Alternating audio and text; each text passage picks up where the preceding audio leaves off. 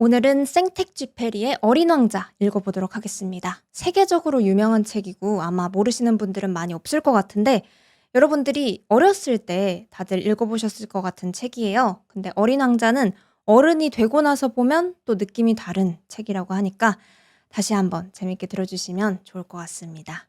그러면 시작해 보겠습니다.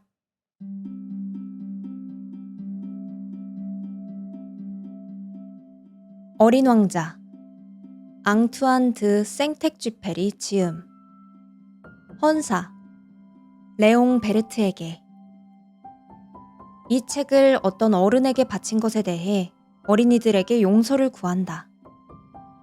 내게는 아주 그럴 만한 이유가 있다. 그 어른은 이 세상에서 내가 가장 사랑하는 친구다. 두 번째 이유는 그 어른은 모든 것을 이해할 수 있다는 것이다. 어린이를 위한 책조차도.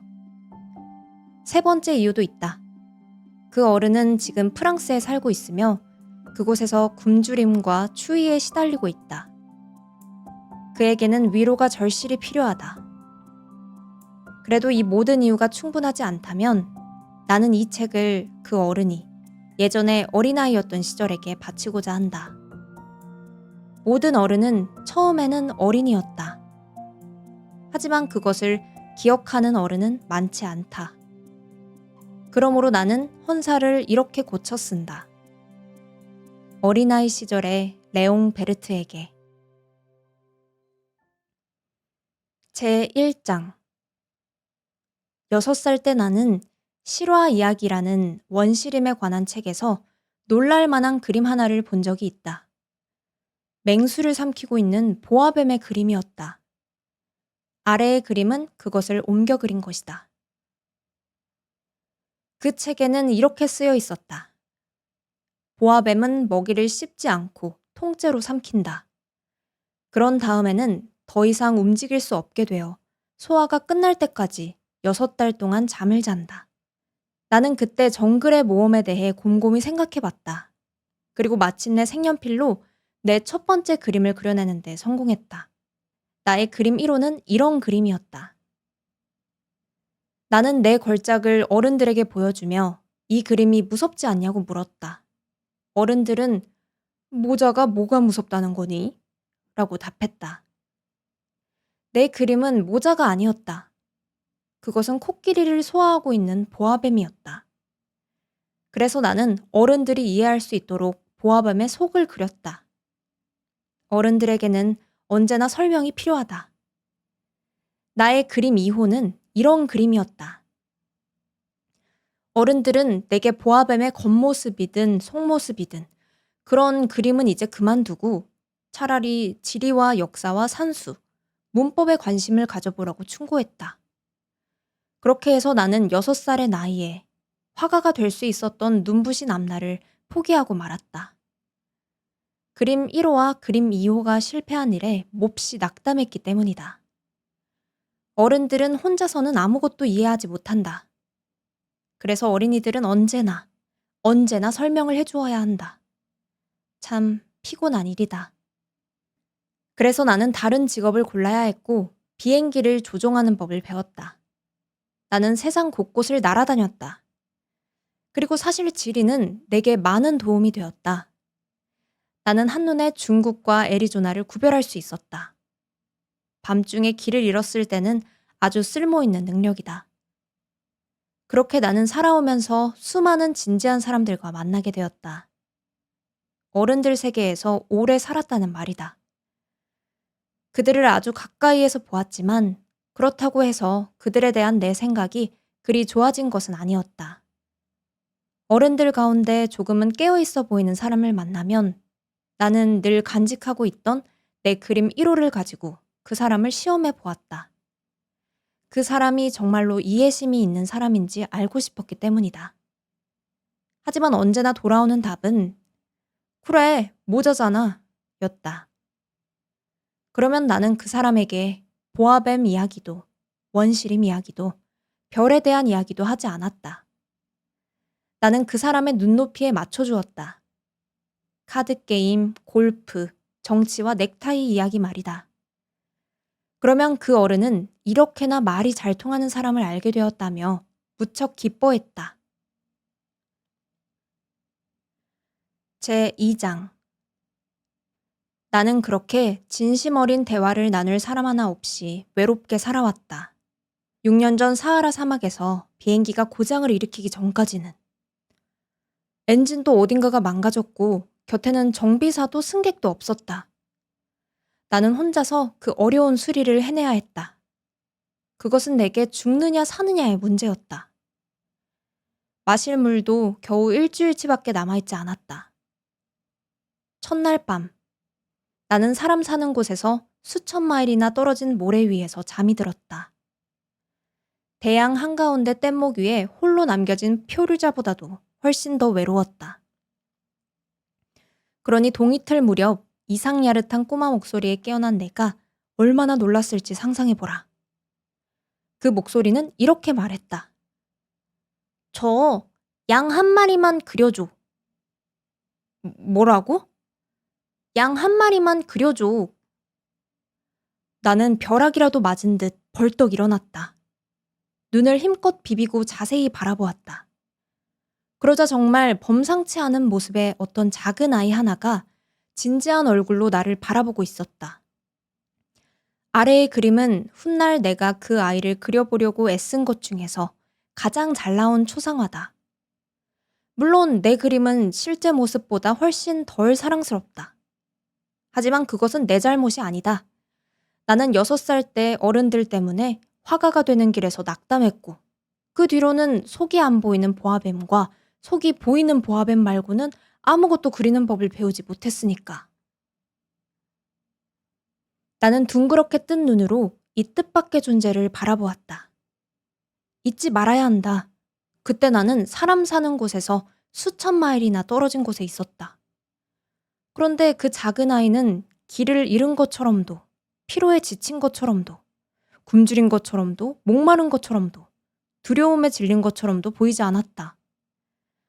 사람 사는 곳에서 수천 마일이나 떨어진 사막 한가운데에서 길을 잃은 아이의 모습은 전혀 아니었다. 마침내 내가 말을 할 수 있게 되었을 때 나는 그 아이에게 물었다. 그런데 너는 여기서 뭘 하고 있니? 그러자 그 아이는 아주 부드럽게, 아주 중요한 일이라도 되는 듯 다시 말했다. 저 양 한 마리만 그려줘. 신비로운 일이 너무 강렬하게 다가올 때에는 감히 거역할 수가 없다. 사람 사는 곳에서 수천 마일이나 떨어진 곳에서, 게다가 죽음의 위험에 놓인 상황에서 그것이 아무리 터무니없게 느껴졌을지라도 나는 주머니에서 종이 한 장과 만년필을 꺼냈다. 하지만 내가 주로 배운 것은 지리와 역사, 산수와 문법이었다는 사실을 떠올리고는 조금 언짢은 목소리로 그 작은 아이에게 말했다. 나는 그림을 그릴 줄 모른다고. 그 아이가 대답했다. 괜찮아. 양 한 마리만 그려줘. 나는 한 번도 양을 그려본 적이 없었기 때문에 내가 그릴 수 있는 단 2가지 그림 중 하나를 그 아이를 위해 다시 그려주었다. 속이 보이지 않는 보아뱀 그림이었다. 그런데 그 작은 아이의 대답을 듣고 나는 깜짝 놀랐다. 아니야. 나는 보아뱀 속에 들어있는 코끼리는 싫어.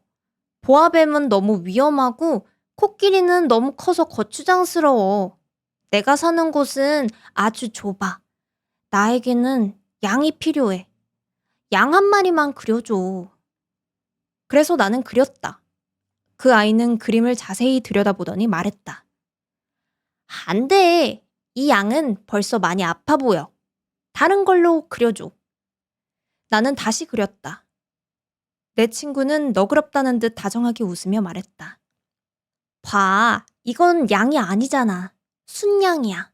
뿔이 있잖아. 그래서 나는 또다시 그림을 고쳐 그렸다. 하지만 그 그림도 앞의 그림들처럼 거절당했다. 이건 너무 늙었어. 나는 오래 살 수 있는 양을 원해. 나는 서둘러 엔진을 분해해야 했기에 더는 참지 못하고 여기 이 그림을 대충 끄적여주고는 툭 내뱉었다. 이건 상자야. 네가 원하는 양은 이 안에 있어. 그런데 내 어린 심사위원의 얼굴이 환하게 밝아지는 것을 보고 나는 몹시 놀랐다. 맞아. 내가 원하던 게 바로 이런 거야. 이 양에게는 풀을 많이 챙겨줘야 할까? 왜? 내가 사는 곳은 아주 작거든. 분명히 충분할 거야. 내가 너에게 준 건 아주 작은 양이니까. 그 아이는 그림 쪽으로 고개를 기울였다. 그렇게 작지도 않은데. 봐, 잠들었어. 이렇게 나는 어린 왕자를 알게 되었다. 제3장. 그 아이가 어디에서 왔는지 이해하기까지는 꽤 오랜 시간이 걸렸다. 어린 왕자는 내게 많은 질문을 던졌지만 내가 묻는 말에는 좀처럼 귀를 기울이지 않는 것 같았다.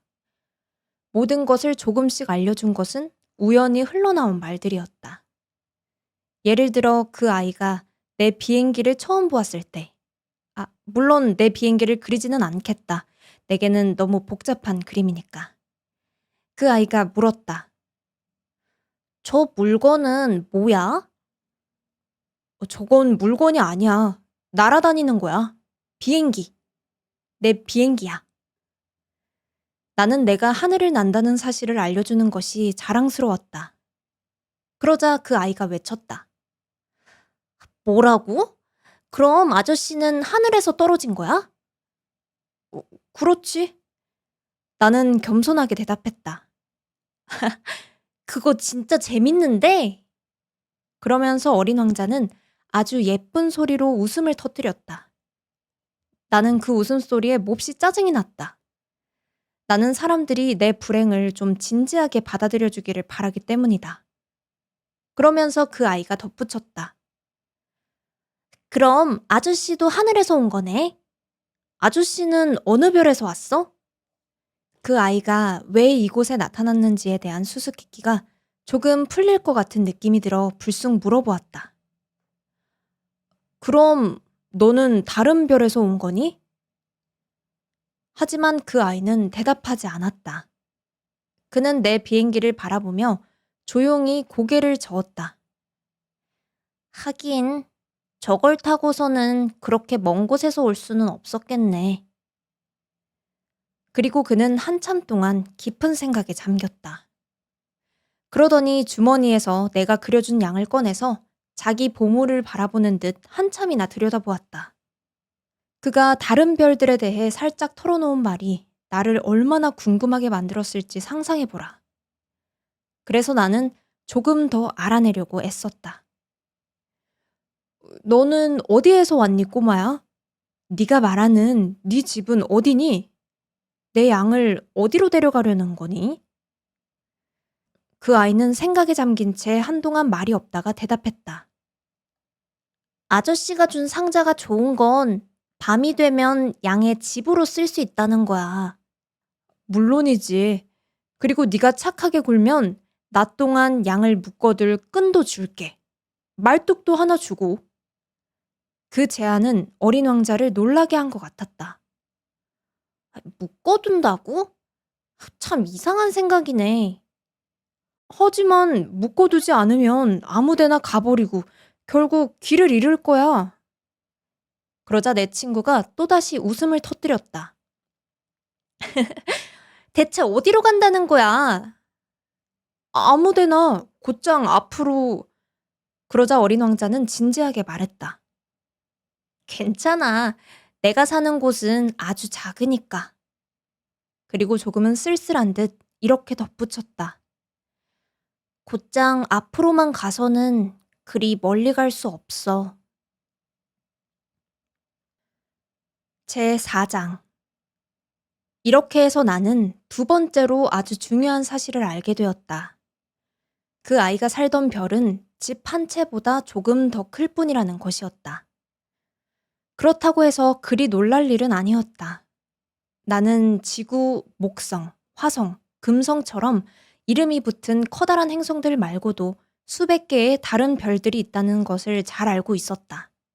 그 중에는 너무 작아서 망원경으로도 찾아내기가 몹시 어려운 별들도 있다.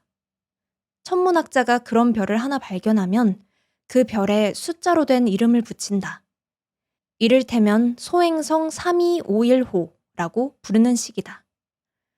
나는 어린 왕자가 온 별이 소행성 B612호라고 믿을 만한 꽤 그럴듯한 이유를 가지고 있다. 이 소행성을 1909년에 터키의 한 천문학자가 망원경으로 딱 한 번 발견한 적이 있었다. 그는 그 발견에 대해 국제천문학회의에서 아주 훌륭한 발표를 했다. 하지만 그의 옷차림 때문에 아무도 그의 말을 믿지 않았다. 어른들은 언제나 이런 식이다. 다행히도 소행성 B612호의 명예를 위해 터키의 한 독재자는 국민들에게 유럽식 옷을 입으라고 명령했다. 어기면 죽음에 처하겠다고 하면서. 그 천문학자는 1920년에 아주 멋진 옷차림으로 다시 발표를 했다. 그러자 이번에는 모두가 그의 말을 받아들였다. 내가 소행성 B612호에 대해 이렇게까지 자세한 이야기를 하고 그 번호까지 알려주는 것은 어른들 때문이다. 어른들은 숫자를 좋아한다. 어른들에게 새로 사귄 친구 이야기를 하면 어른들은 정작 중요한 이런 것들은 절대 묻지 않는다. 그 친구의 목소리는 어떠니? 그 친구는 어떤 놀이를 가장 좋아하니? 나비수집은 좋아한다니? 대신 이렇게 묻는다. 그 친구는 몇 살이니? 형제는 몇 명이니? 몸무게는 얼마나 나가니? 아버지는 돈을 얼마나 버신다니? 그제야 어른들은 그 친구를 안다고 믿는다. 어른들에게 이렇게 말한다고 해보자. 분홍빛 벽돌로 지은 아름다운 집을 보았어요. 창가에는 제라늄이 피어 있고 지붕 위에는 비둘기들이 있었어요. 그러면 그 어른들은 그 집을 상상하지 못한다. 하지만 10만 프랑짜리 집을 보았어요. 라고 말하면 그제야 어른들은 참 아름다운 집이구나 하고 외친다. 그러니까 당신이 어른들에게 어린 왕자가 실제로 있었다는 증거는 그 아이가 사랑스러웠고 웃었고 양 한 마리를 원했다는 거예요. 양을 원한다는 건 존재한다는 증거니까요. 하고 말하면 그들은 어깨를 으쓱하며 당신을 어린애 취급할 것이다. 하지만 그 아이가 온 별은 소행성 B612호입니다. 라고 말하면 그제야 어른들은 납득하고 더 이상 질문으로 당신을 귀찮게 하지 않을 것이다. 어른들은 그렇다. 그렇다고 그들을 탓해서는 안 된다. 어린이들은 어른들에게 늘 너그러워야 한다. 하지만 물론 삶을 이해하는 우리에게 숫자 따위는 아무래도 상관없다. 나는 이 이야기를 동화처럼 시작하고 싶었다. 이렇게 말하고 싶었던 것이다. 옛날에 자기보다 조금 더 클까 말까한 별에 사는 어린 왕자가 있었습니다. 그 아이는 친구가 필요했지요. 라고. 인생을 이해하는 사람들에게는 그쪽이 훨씬 더 진실하게 느껴졌을 것이다. 왜냐하면 나는 사람들이 내 책을 가볍게 읽는 것을 좋아하지 않기 때문이다. 이 기억들을 이야기하는 일은 내게 무척 슬픈 일이다. 내 친구가 자기 양과 함께 떠난 지도 벌써 6년이 되었다.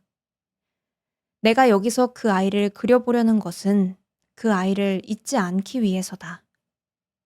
친구를 잊는다는 것은 슬픈 일이다. 누구에게나 친구가 있었던 것은 아니니까. 그리고 나도 숫자에만 관심을 갖는 어른들처럼 되어버릴지도 모른다.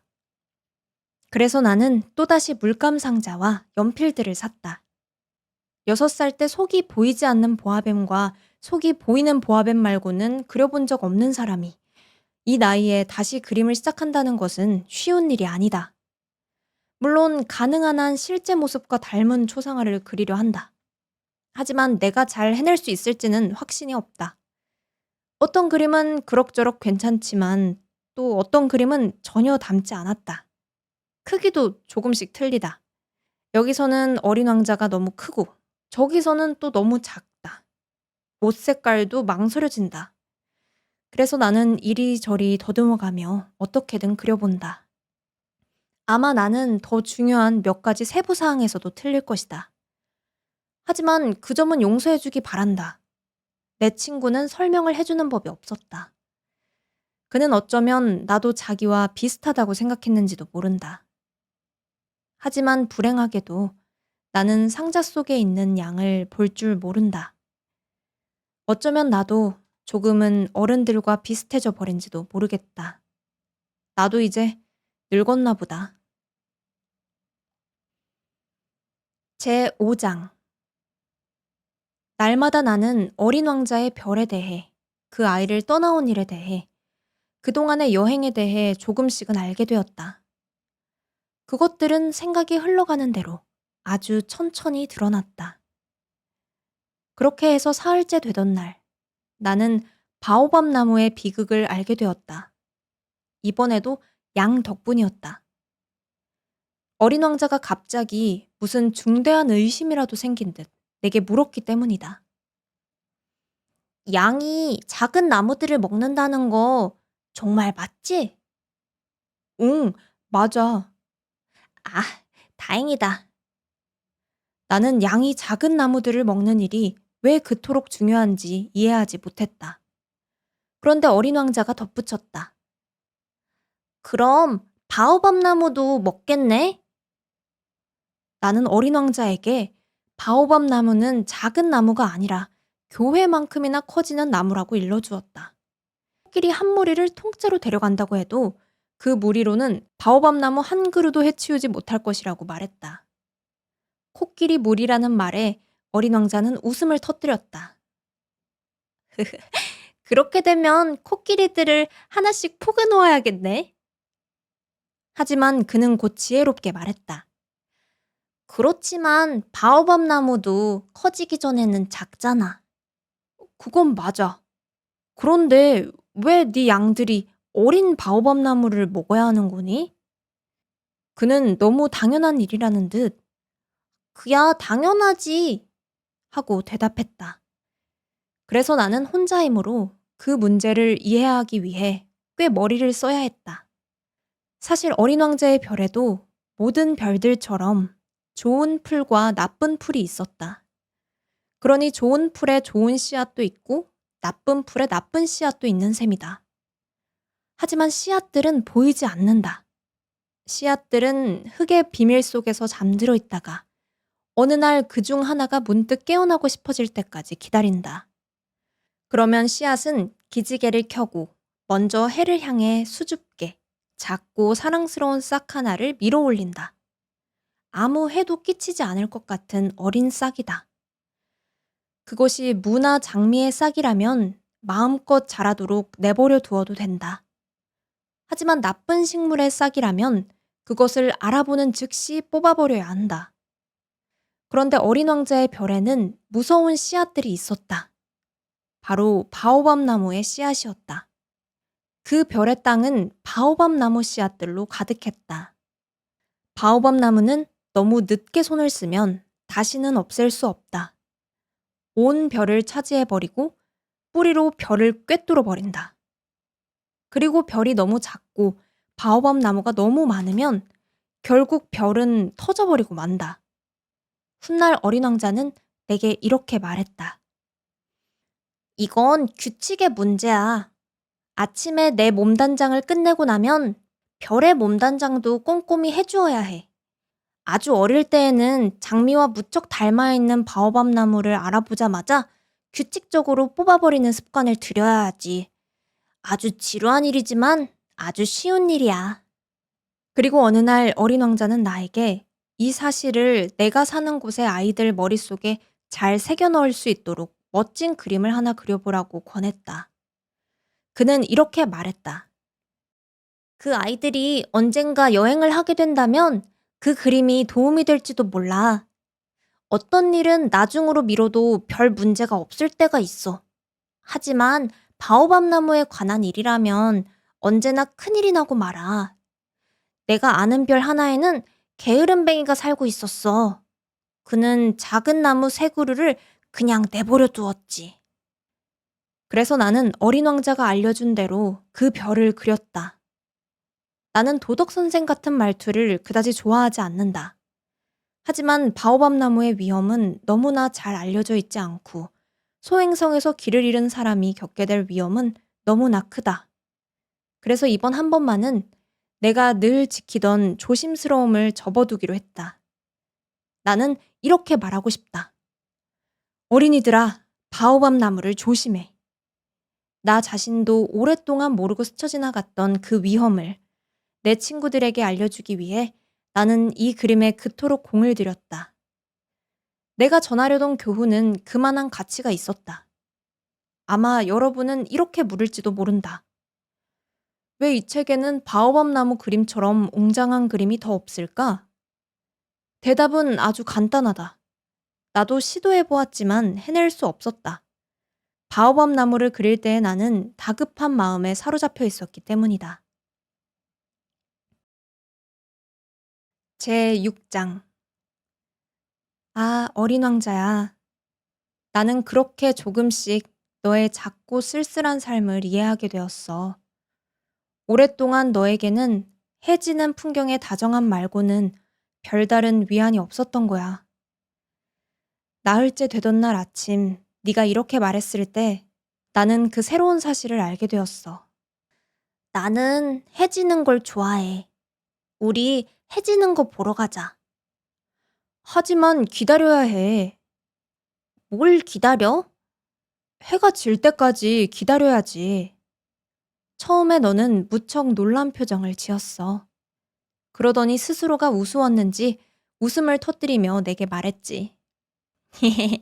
나는 자꾸 내가 사는 곳에 있는 줄 안다니까. 정말 그래. 미국이 한낮일 때 프랑스에서는 해가 진다는 것은 누구나 아는 일이지. 1분 만에 프랑스로 갈 수만 있다면 해지는 풍경을 볼 수 있을 텐데. 안타깝게도 프랑스는 너무 멀리 떨어져 있어. 그러나 너의 그 작은 별에서는 의자를 몇 걸음만 옮기면 되었을 거야. 그러면 원할 때마다 석양을 바라볼 수 있었던 거야. 어느 날은 해지는 걸 44번이나 봤어. 그리고 조금 뒤에 너는 덧붙였지. 있잖아. 너무 슬플 때는 해지는 풍경이 좋아. 그럼 43번이나 본 그날 너는 그렇게나 슬펐던 거니?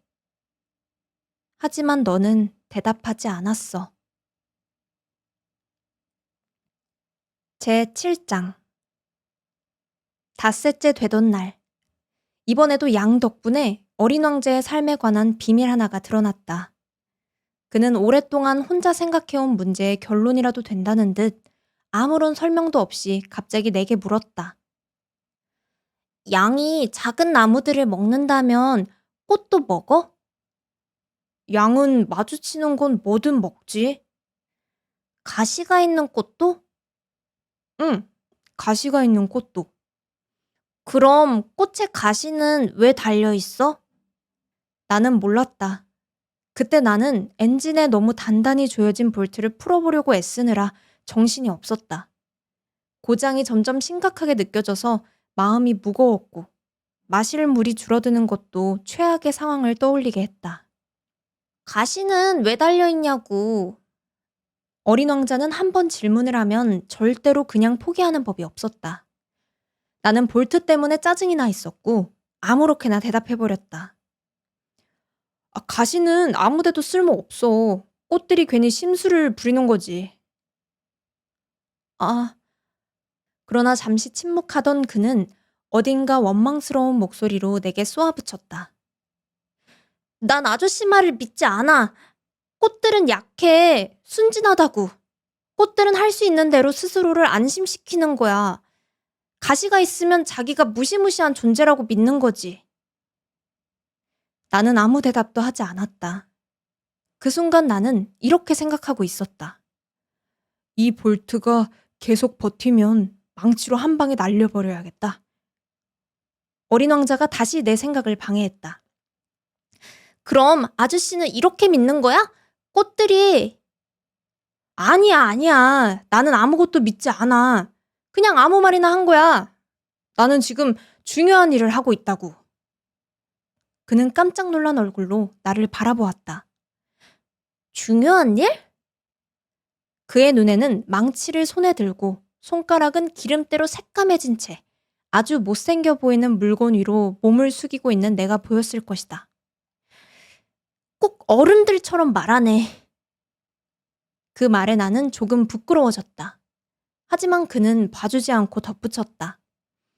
아저씨는 다 헷갈리고 있어. 전부 뒤섞고 있다고. 그는 정말 몹시 화가 나 있었다. 바람에 금빛 머리카락을 흔들며 말했다. 내가 아는 어떤 별에는 얼굴이 새빨간 아저씨가 있어. 그 아저씨는 꽃향기를 맡아본 적이 한 번도 없지. 별을 바라본 적도 없고 누구를 사랑해본 적도 없어. 그 아저씨는 계산 말고는 아무것도 해본 적이 없거든. 그러면서 하루 종일 아저씨는 이렇게 말해. 나는 중요한 사람이야. 나는 중요한 사람이야. 그러고는 자만심으로 잔뜩 부풀어 올라. 하지만 그건 사람이 아니야. 버섯이지. 뭐라고? 버섯! 어린 왕자는 이제 분노로 얼굴이 창백해져 있었다. 꽃들이 가시를 만들어 온 지는 수백만 년이나 되었어. 양들은 수백만 년 동안 꽃을 먹어왔고. 그런데 꽃들이 아무 쓸모도 없는 가시를 만들려고 왜 그렇게 애를 쓰는지 알아보려는 건 중요하지 않다는 거야? 양과 꽃의 싸움은 중요하지 않아? 그게 뚱뚱하고 새빨간 아저씨의 덧셈보다 덜 진지하고 덜 중요한 일이야? 만약 내가 세상에 단 하나뿐인 꽃을 알고 있다면? 수많은 별들 어디에도 없고 오직 내 별에만 있는 꽃을 알고 있다면? 그런데 작은 양 한 마리가 어느 날 아침 자기가 무슨 일을 하는지도 모르고 그 꽃을 한 입에 없애버릴 수 있다면 그래도 그건 중요하지 않다는 거지? 그는 얼굴을 붉혔다. 그리고 다시 말을 이었다. 누군가 수많은 별들 가운데 단 하나밖에 없는 꽃을 사랑한다면 그 사람은 별들을 바라보는 것만으로도 행복해질 수 있어. 내 꽃이 저 어딘가에 있겠지 하고 생각하니까. 그런데 양이 그 꽃을 먹어버린다면 그 사람에게는 갑자기 모든 별이 꺼져버린 것과 같아지는 거야. 그런데도 그게 중요하지 않아? 그는 더 이상 아무 말도 하지 못했다. 그는 갑자기 울음을 터뜨리고 말았다. 주위에는 어둠이 깔려 있었다. 나는 연장들을 내려놓았다. 망치도 볼트도 목마름도 죽음도 이제는 아무래도 좋았다. 어떤 별, 어떤 행성, 내가 사는 별인 지구 위에 위로해 주어야 할 어린 왕자가 있었다. 나는 그 아이를 품에 안았다. 그리고 그를 달래주며 말했다. 네가 사랑하는 꽃은 위험하지 않아. 내가 네 양에게 입마개를 그려줄게. 네 꽃에게는 갑옷도 그려줄게. 나는 무슨 말을 해야 할지 몰랐다. 나 자신이 너무 서툴게 느껴졌다. 어떻게 그 아이에게 닿아야 할지, 어디에서 그 아이를 만나야 할지 알 수가 없었다. 눈물의 나라는 그토록 신비로운 곳이다. 제8장. 나는 곧 그 꽃을 더 잘 알게 되었다. 예전부터 어린 왕자의 별에는 아주 수수한 꽃들이 있었다. 꽃잎이 한 줄로만 둘러져 있고 자리도 차지하지 않으며 아무도 귀찮게 하지 않는 꽃들이었다. 그 꽃들은 어느 아침 풀밭에 나타났다가 저녁이면 조용히 사라지곤 했다. 하지만 그 꽃은 달랐다. 언제 어디에서 날아왔는지도 모를 씨앗 하나가 싹을 틔웠고 어린 왕자는 다른 싹들과는 어딘가 달라 보이는 그 어린 싹을 아주 가까이에서 지켜보았다. 어쩌면 새로운 종류의 바오밥 나무일지도 몰랐으니까. 그러나 그 작은 나무는 곧 자라기를 멈추고 꽃을 준비하기 시작했다. 어린 왕자는 커다란 꽃봉오리가 자리 잡아가는 모습을 지켜보며 그 안에서 틀림없이 기적 같은 존재가 나타나리라는 것을 느끼고 있었다. 하지만 꽃은 초록빛 방 안에 숨어 아름다워질 준비를 끝없이 이어갔다. 색을 신중하게 고르고 천천히 옷을 입고 꽃잎 하나하나를 차례로 가다듬었다. 양귀비처럼 잔뜩 구겨진 모습으로 나오고 싶지는 않았던 것이다. 그녀는 자신의 아름다움이 가장 찬란하게 빛나는 순간에만 모습을 드러내고 싶어 했다. 그래, 맞다. 그 꽃은 무척이나 멋을 부리는 꽃이었다. 그래서 그 신비로운 몸단장은 며칠이고 며칠이고 계속되었다. 그러다 어느 날 아침, 딱 해가 떠오르는 바로 그 시간에 꽃은 드디어 모습을 드러냈다. 그토록 공들여 준비해놓고도 꽃은 하품을 하며 말했다. 이제 막 잠에서 깼어요. 죄송해요. 아직 머리가 온통 헝클어져 있네요. 그때 어린 왕자는 감탄을 참을 수 없었다. 정말 아름다워. 그렇죠? 저는 해와 함께 태어났답니다. 꽃이 부드럽게 대답했다. 어린 왕자는 그 꽃이 그다지 겸손하지 않다는 것을 알아차렸다. 하지만 그 꽃은 너무나 마음을 흔들어 놓는 존재였다. 얼마 지나지 않아 꽃이 말을 이어갔다. 아침 식사 시간이 된 것 같군요. 저에게도 뭘 좀 주시면 좋겠는데. 어린 왕자는 몹시 당황하여 신선한 물이 담긴 물뿌리개를 가지러 갔고 그렇게 꽃의 시중을 들었다. 이렇게 꽃은 곧 조금 예민한 허영심으로 어린 왕자를 괴롭히기 시작했다. 예를 들어 어느 날 자신의 4개의 가시에 대해 이야기하며 꽃은 어린 왕자에게 말했다. 호랑이들이 발톱으로 덤벼들어도 난 두렵지 않아요. 어린 왕자가 반박했다. 내 별에는 호랑이가 없어. 그리고 호랑이는 풀을 먹지 않고. 저는 풀이 아니에요. 꽃이 부드럽게 대답했다. 미안해. 호랑이는 조금도 무섭지 않아요. 하지만 바람은 질색이에요. 혹시 바람막이는 없나요? 어린 왕자는 속으로 생각했다. 바람을 싫어하다니. 식물에게는 그리 운이 좋은 일은 아니네. 이 꽃은 참 복잡하구나. 저녁에는 유리 덮개 안에 넣어주세요. 당신의 별은 너무 추워요. 설비가 엉망이네요. 제가 있던 곳은... 하지만 꽃은 말을 멈추고 말았다. 그녀는 씨앗의 모습으로 온 것이었다. 다른 세상에 대해 알 수 있을 리가 없었다. 그렇게 순진한 거짓말을 하려다 들킨 것이 부끄러워진 꽃은 어린 왕자에게 잘못을 떠넘기려는 듯 2~3번 기침을 했다. 바람막이는요? 가지러 가려던 참이었어. 그런데 네가 계속 말을 하고 있었잖아. 그러자 꽃은 어린 왕자에게 죄책감을 느끼게 하려고 일부러 더 기침을 해보였다. 그렇게 어린 왕자는 사랑하려는 선한 마음에도 불구하고 곧 꽃을 의심하게 되었다. 그는 중요하지 않은 말들을 너무 진지하게 받아들였고 그래서 무척 불행해졌다. 어느 날 어린 왕자는 내게 털어놓았다. 그 꽃의 말을 듣지 말았어야 했어. 꽃들의 말은 절대 귀담아 듣는 게 아니야. 꽃은 그저 바라보고 향기를 맡으면 되는 거야.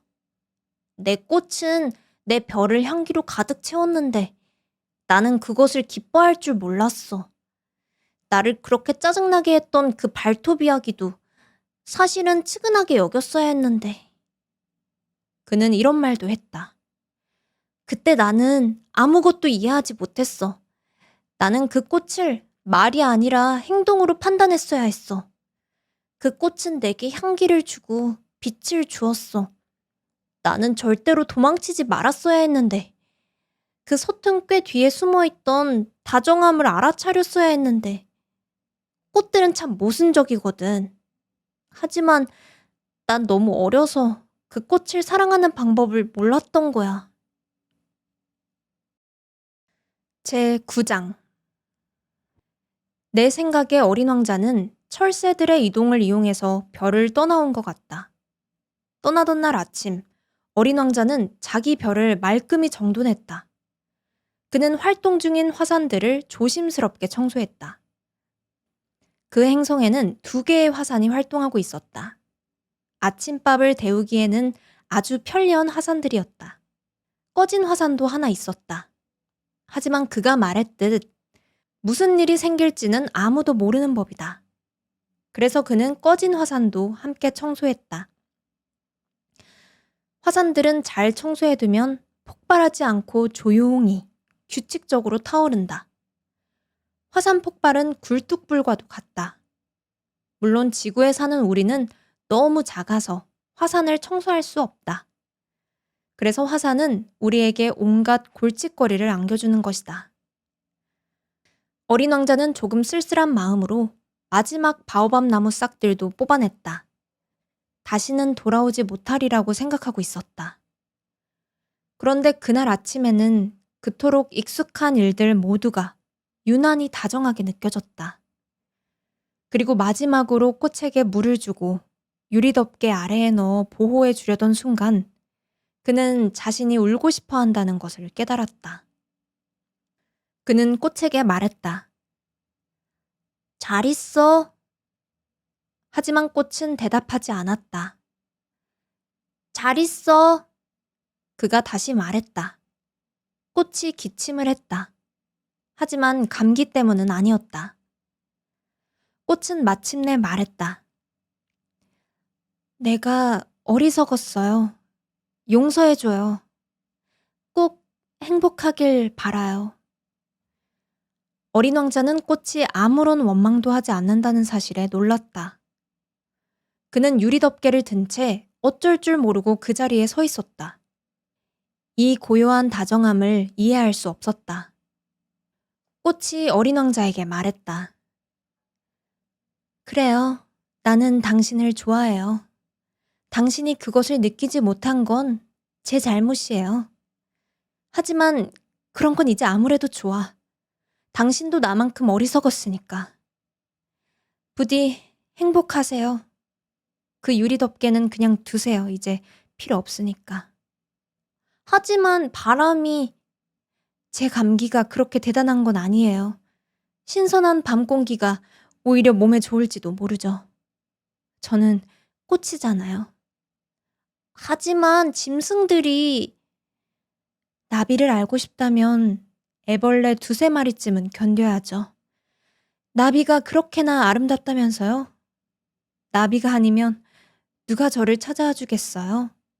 당신은 멀리 떠나 있을 텐데. 커다란 짐승들은 조금도 무섭지 않아요. 내게는 발톱이 있으니까. 그러고는 천진난만하게 자신의 4개의 가시를 보여주었다. 그리고는 덧붙였다. 그렇게 꾸물거리지 마세요. 짜증나요. 떠나기로 했잖아요. 가세요. 꽃은 어린 왕자가 자신이 우는 모습을 보지 않기를 바랐다. 그토록 자존심 강한 꽃이었다. 제10장 어린 왕자는 소행성 325호, 326호, 327호, 328호, 329호, 3305가 있는 지역에 살고 있었다. 그래서 일자리를 찾고 또 무언가를 배워보기 위해 그 별들을 하나씩 찾아가 보기로 했다. 첫 번째 별에는 왕이 살고 있었다. 왕은 자주색 옷과 흰 족제비 털 망토를 두르고 아주 단순하면서도 위험 있는 왕좌에 앉아 있었다. 아, 신하가 하나 왔구나. 왕은 어린 왕자를 보자마자 외쳤고 어린 왕자는 의아해했다. 나를 한 번도 본 적이 없으면서 어떻게 알아본 걸까? 어린 왕자는 몰랐다. 왕들에게 세상은 아주 단순하다는 것을. 모든 사람은 신하인 것이다. 가까이 오너라. 네 얼굴을 더 자세히 보아야겠다. 왕이 말했다. 그는 마침내 누군가의 왕이 되었다는 사실이 몹시 자랑스러웠다. 어린 왕자는 앉을 자리를 찾아 두리번거렸다. 하지만 별 전체가 왕의 화려한 흰 족제비 털 망토로 가득 차 있었다. 그래서 어린 왕자는 그냥 서 있었다. 그러다 피곤한 나머지 하품을 했다.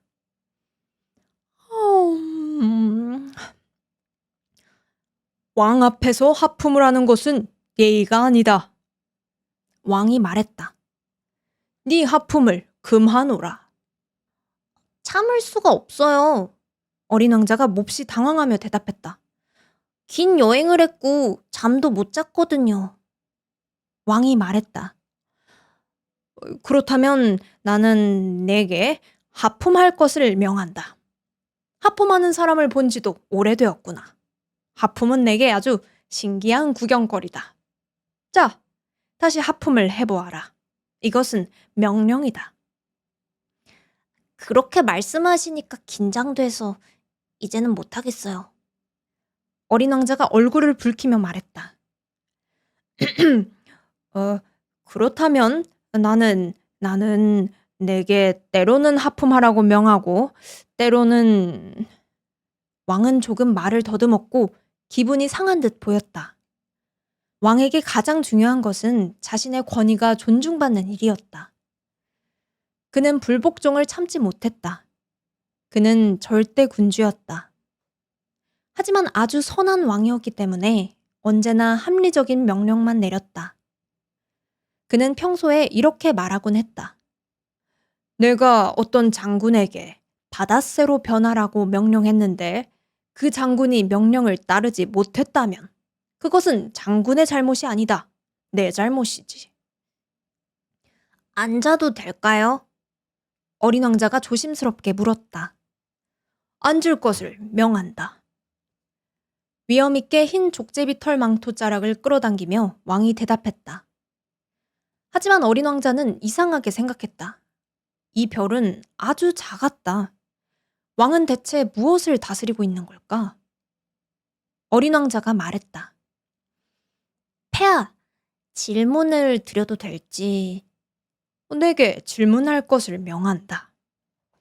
왕이 서둘러 말했다. 폐하, 무엇을 다스리고 계신가요? 전부 다. 왕이 아주 간단하게 대답했다. 전부 다요? 왕은 조용한 손짓으로 자신의 별과 다른 모든 별과 행성을 가리켰다. 저 모든 것을요? 어린 왕자가 물었다. 저 모든 것을.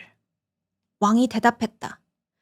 그는 절대 군주일 뿐만 아니라 우주의 군주이기도 했던 것이다. 그럼 별들도 폐하께 복종하나요? 물론이지. 왕이 말했다.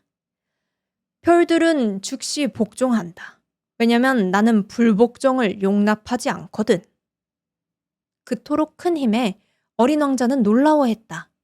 만약 자신에게 그런 힘이 있었다면 의자를 끌고 다닐 필요도 없이 하루에 44번이 아니라 72번, 아니 100번, 아니 200번이라도 해지는 풍경을 볼 수 있었을 것이다.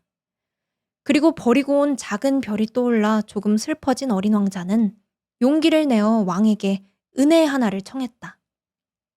저는 해지는 모습을 보고 싶어요. 제 부탁을 들어주실 수 있나요? 해에게 지라고 명령해 주세요.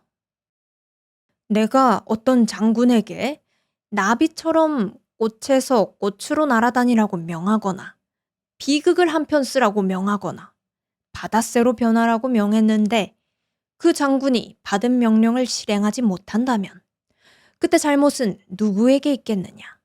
그에게 있겠느냐? 나에게 있겠느냐? 폐하께 있겠죠? 어린 왕자가 단호하게 말했다. 정확하다. 누구에게나 그 사람이 줄 수 있는 것만 요구해야 한다. 권위는 무엇보다 이성 위에 서야 한다. 만약 네가 백성들에게 바다에 뛰어들라고 명령한다면 그들은 혁명을 일으킬 것이야. 내가 복종을 요구할 권리가 있는 것은 내 명령이 합리적이기 때문이니라.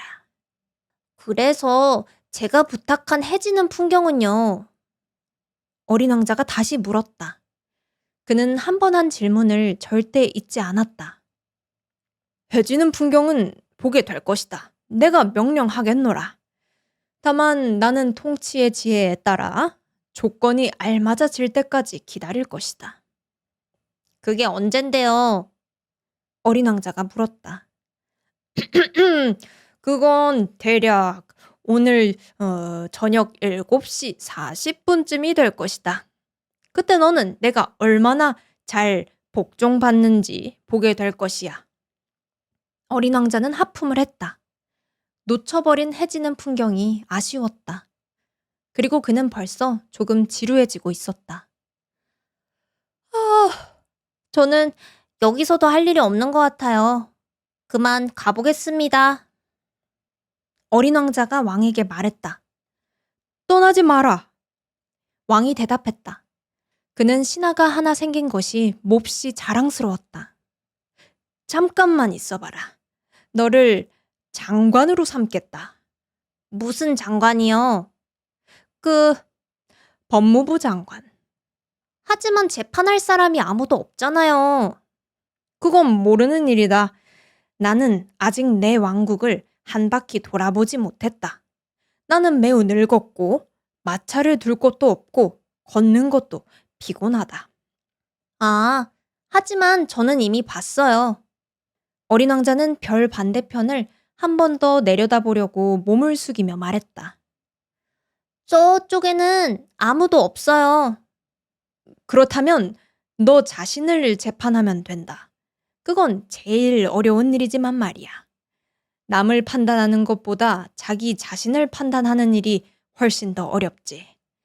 네가 너 자신을 제대로 판단할 수 있다면 너는 참으로 지혜로운 사람이 될 것이다. 그게요. 저는 어디에서든 저 자신을 판단할 수 있어요. 굳이 여기서 살 필요는 없어요. 내 생각에는 여기 별 어딘가에 늙은 쥐 한 마리가 있는 것 같다. 밤마다 그 소리가 들리거든. 너는 그 늙은 쥐를 재판할 수 있을 것이다. 이따금 그에게 사형을 선고하면 된다. 그러면 그의 생명은 네 정의에 달려있게 되겠지. 하지만 매번 사면해 주어야 한다. 아껴야 하니까. 쥐는 한 마리밖에 없으니까 말이야. 어린 왕자가 말했다. 저는 사형을 선고하는 걸 좋아하지 않아요. 그리고 이제 정말 가야 할 것 같아요. 안 된다. 왕이 말했다. 어린 왕자는 떠날 준비를 모두 마친 뒤였지만 늙은 군주의 마음을 아프게 하고 싶지는 않았다. 폐하께서 정확히 복종받기를 바라신다면 제게 합리적인 명령을 내리실 수 있을 거예요. 예를 들면 1분 안에 떠나라고 명령하시는 겁니다. 제 생각에는 조건이 알맞는 것 같은데요. 왕이 아무 대답도 하지 않자 어린 왕자는 잠시 망설이다가 한숨을 쉬고는 길을 떠났다. 너를 나의 대사로 삼겠다. 그때 왕이 서둘러 외쳤다. 왕은 아주 권위 있는 표정을 짓고 있었다. 어른들은 참 이상해. 어린 왕자는 여행을 하면서 속으로 중얼거렸다. 제11장. 두 번째 별에는 허영심이 많은 사람이 살고 있었다. 나를 찬양하러 온 방문객이 왔군. 허영심 많은 사람은 어린 왕자를 보자마자 멀리서부터 외쳤다. 허영심 많은 사람들에게는 다른 사람들은 모두 자신을 찬양하는 사람으로밖에 보이지 않는다. 어린 왕자가 말했다. 안녕하세요. 이상한 모자를 쓰고 계시네요. 인사하기 위한 모자라네. 사람들이 나를 향해 환호할 때 담례 인사를 하려고 쓰는 거지. 안타깝게도 이곳에는 아무도 지나가지 않지만. 허영심 많은 사람이 대답했다. 그래요? 알아듣지 못한 어린 왕자가 말했다. 두 손을 마주쳐 보게. 허영심 많은 사람이 권했다. 어린 왕자는 두 손을 마주쳤다. 그러자 허영심 많은 사람은 모자를 들어 올리며 공손히 인사를 했다. 이건 왕을 만났을 때보다 재미있네.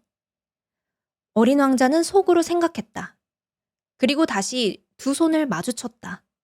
허영심 많은 사람도 다시 모자를 들어 올리며 인사했다. 하지만 그렇게 5분쯤 하고 나자 어린 왕자는 이 단조로운 놀이에 실증이 났다. 그러면 모자를 벗게 하려면 어떻게 해야 하나요? 어린 왕자가 물었다.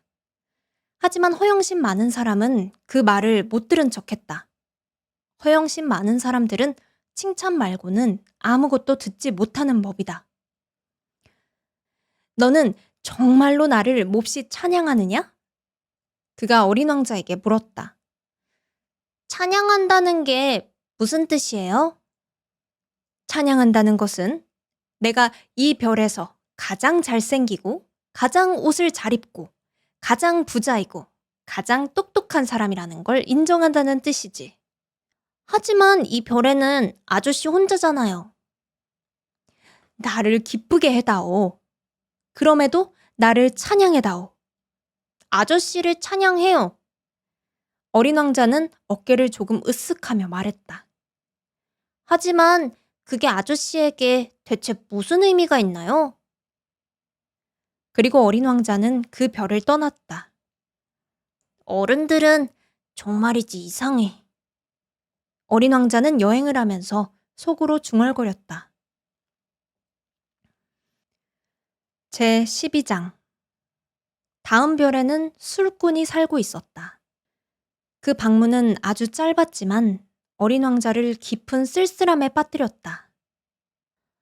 거기서 뭘 하고 있어요? 어린 왕자가 술꾼에게 물었다. 술꾼은 빈 병 한 무더기와 가득 찬 병 무더기 앞에 말없이 앉아 있었다. 술 마시고 있지? 술꾼이 침울한 얼굴로 대답했다. 왜 마셔요? 어린 왕자가 물었다. 잊으려고. 술꾼이 대답했다. 뭘 잊으려고요? 어린 왕자는 벌써 그가 가엾어져서 물었다. 부끄럽다는 걸 잊으려고. 술꾼은 고개를 숙이며 털어놓았다. 뭐가 부끄러운데요?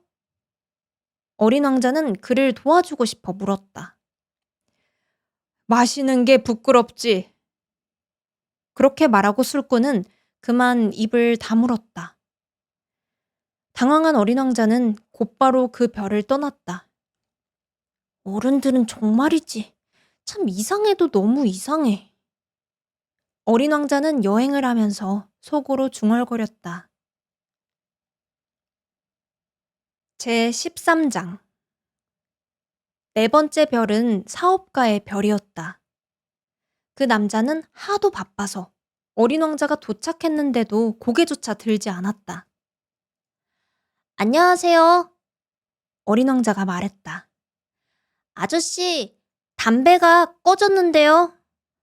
3 더하기 2는 5, 5 더하기 7은 12, 12 더하기 3은 15, 안녕. 15 더하기 7은 22, 22 더하기 6은 28. 다시 불 붙일 시간이 없어. 26 더하기 5는 31. 그러니까 모두 5억 162만 2,731이군. 5억 뭐요?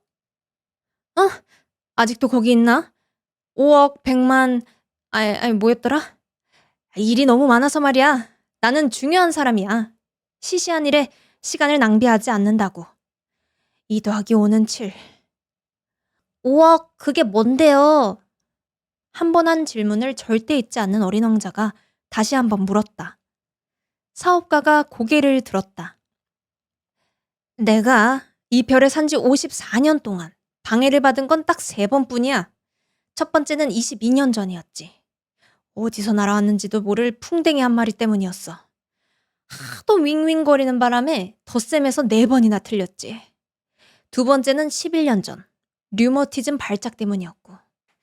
운동이 부족해서 그래. 하지만 나는 빈둥거릴 시간이 없어. 나는 중요한 사람이니까. 그리고 세 번째는 바로 지금이야. 가만히 있자. 5억 100만이던가. 뭐가 100만이라는 거예요? 사업가는 조용히 계산하기는 글렀다는 걸 깨달았다. 그 하늘에서 가끔 보이는 그 작은 것들 말이야. 팔이요? 아니, 그 반짝이는 것들. 벌이요? 아니, 게으름뱅이들이 멍하니 바라보며 꿈이나 꾸게 만드는 금빛의 작은 것들 말이야. 하지만 나는 중요한 사람이야. 멍하니 꿈꿀 시간이 없다고. 아, 별이요. 그래, 바로 그거야. 별. 그 5억 개의 별로 뭘 하시는데요? 5억 162만 2,731개야. 나는 중요한 사람이니까 정확해야 한다고. 그 별들로 뭘 하세요? 뭘 하냐고? 네, 아무것도 안 해. 내가 소유하고 있지. 별들을 소유하고 있다고요? 그래. 하지만 제가 전에 만난 왕들은 소유하지 않아. 그들은 다스리는 거지. 그건 아주 다른 일이야. 그럼 별을 소유하면 어디에 쓸 수 있는데요? 부자가 되는 데 쓰지. 부자가 되면 어디에 쓰는데요? 누군가 다른 별을 발견하면 그 별들을 사는 데 쓰지. 이 아저씨 술꾼 아저씨랑 비슷하게 생각하네. 어린 왕자는 속으로 생각했다. 하지만 그는 다시 질문했다. 어떻게 별을 소유할 수 있어요? 그럼 별들은 누구의 것이지? 사업가가 퉁명스럽게 되물었다. 모르겠어요. 아무의 것도 아니죠. 그러니 내 것이야. 내가 제일 먼저 그 생각을 했으니까. 그거면 충분한가요? 물론이지. 주인 없는 다이아몬드를 발견하면 그건 네 것이야. 주인 없는 섬을 발견하면 그 섬도 네 것이고. 어떤 생각을 네가 가장 먼저 해내면 특허를 내지. 그러면 그 생각은 네 것이 되는 거야. 그리고 나는 별들을 소유하고 있어. 나보다 먼저 별을 소유할 생각을 한 사람이 아무도 없었으니까. 그건 맞네요. 어린 왕자가 말했다. 그럼 그걸로 뭘 하세요? 관리하지? 세고, 또 세고, 다시 세는 거야. 굉장히 어려운 일이지. 하지만 나는 중요한 사람이니까. 어린 왕자는 아직 만족하지 못했다.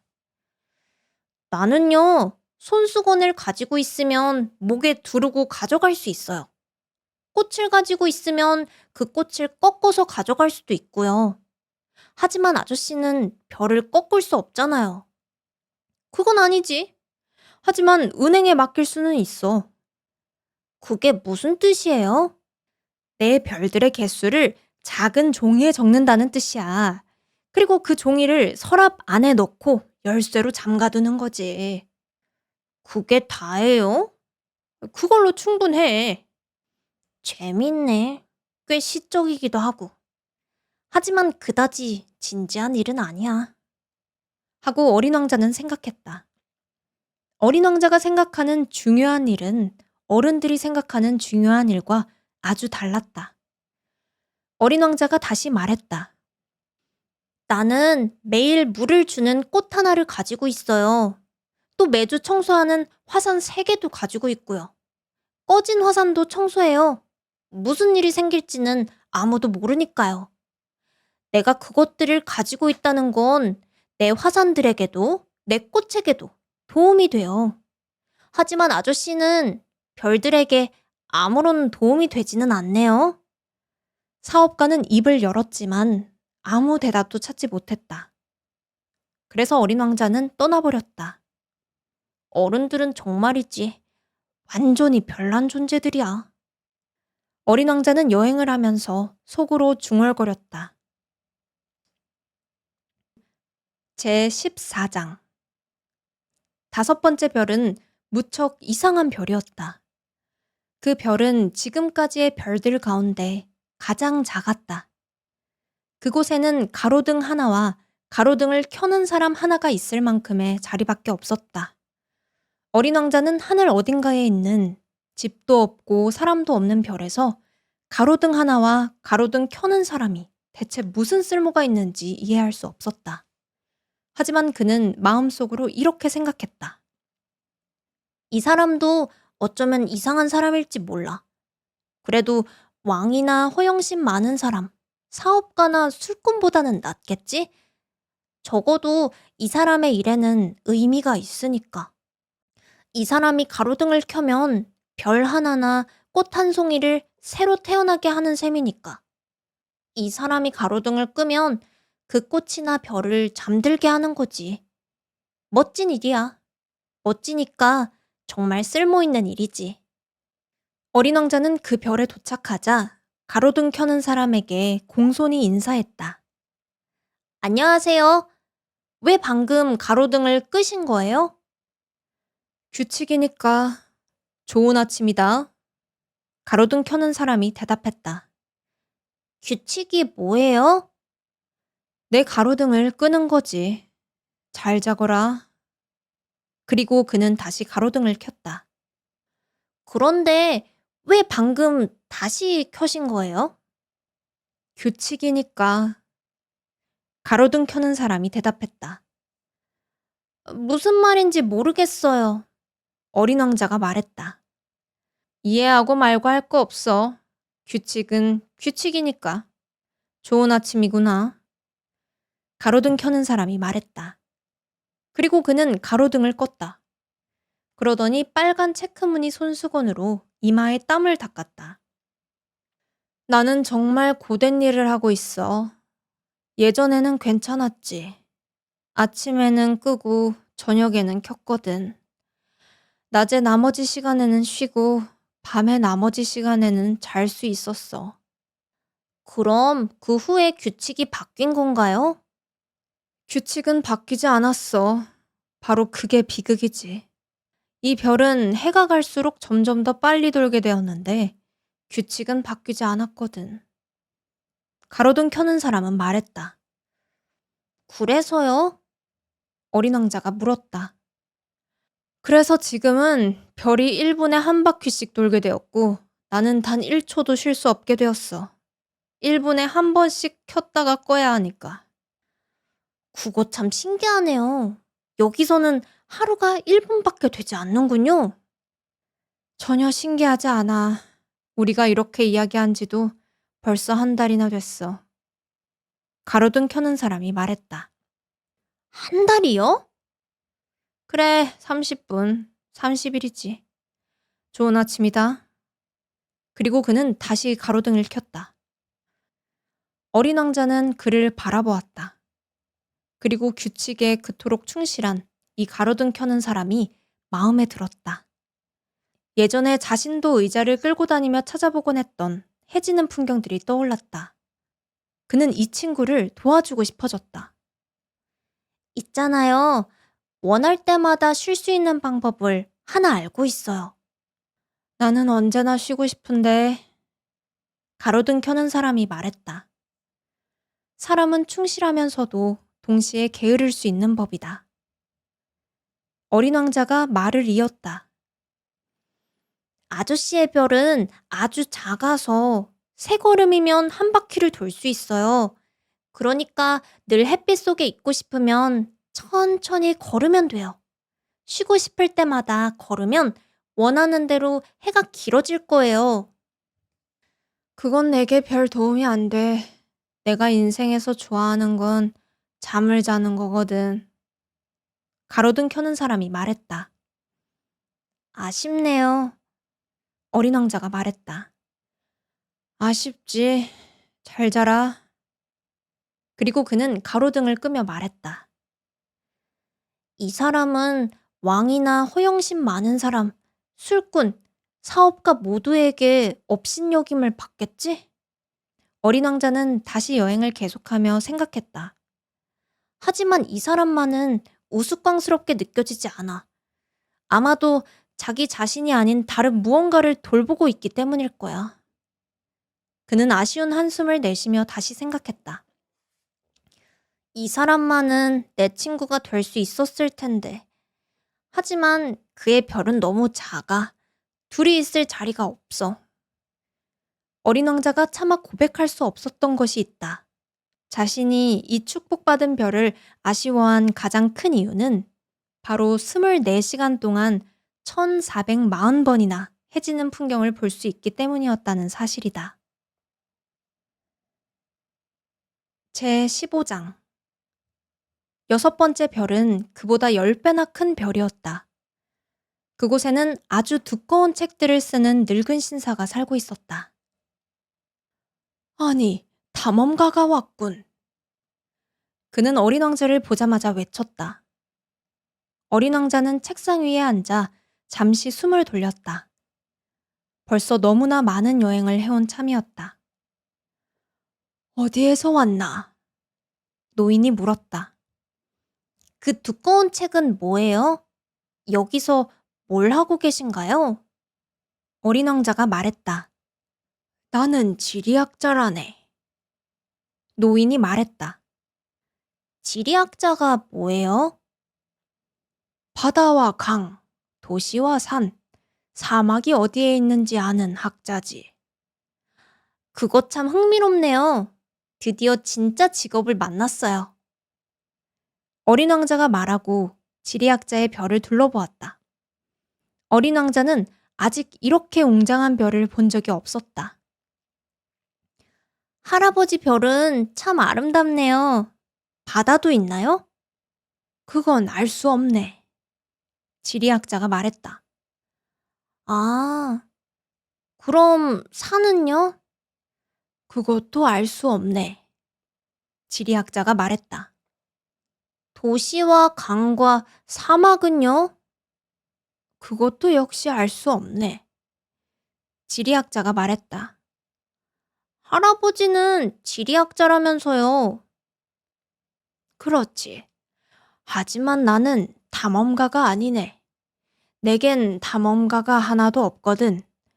도시와 강, 산과 바다, 대양과 사막의 수를 세러 다니는 것은 지리학자의 일이 아니야. 지리학자는 너무 중요한 사람이기에 여기저기 돌아다닐 수 없거든. 그는 자기 사무실을 떠나지 않아. 대신 사무실에서 탐험가들을 맞이하지.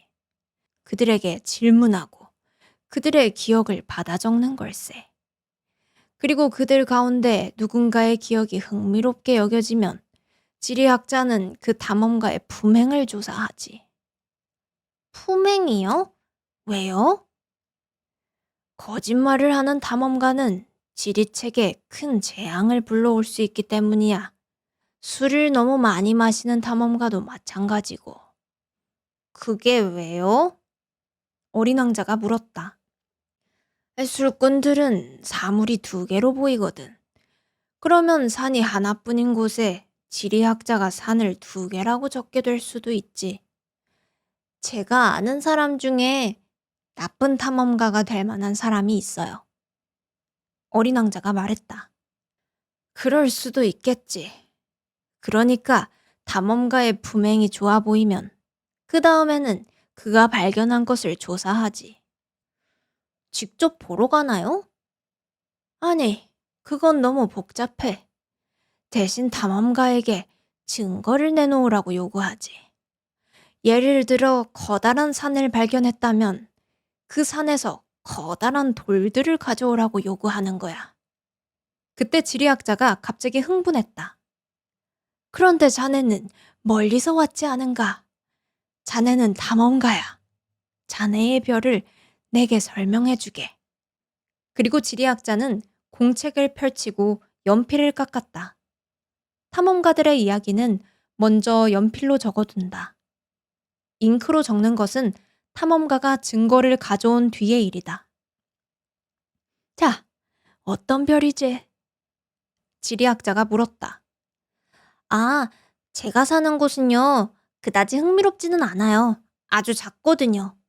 화산이 3개 있어요. 활화산 2개와 꺼진 화산 하나요. 하지만 무슨 일이 생길지는 아무도 모르죠. 무슨 일이 생길지는 아무도 모르지. 지리학자가 말했다. 꽃도 하나 있어요. 우리는 꽃은 기록하지 않네. 지리학자가 말했다. 왜요?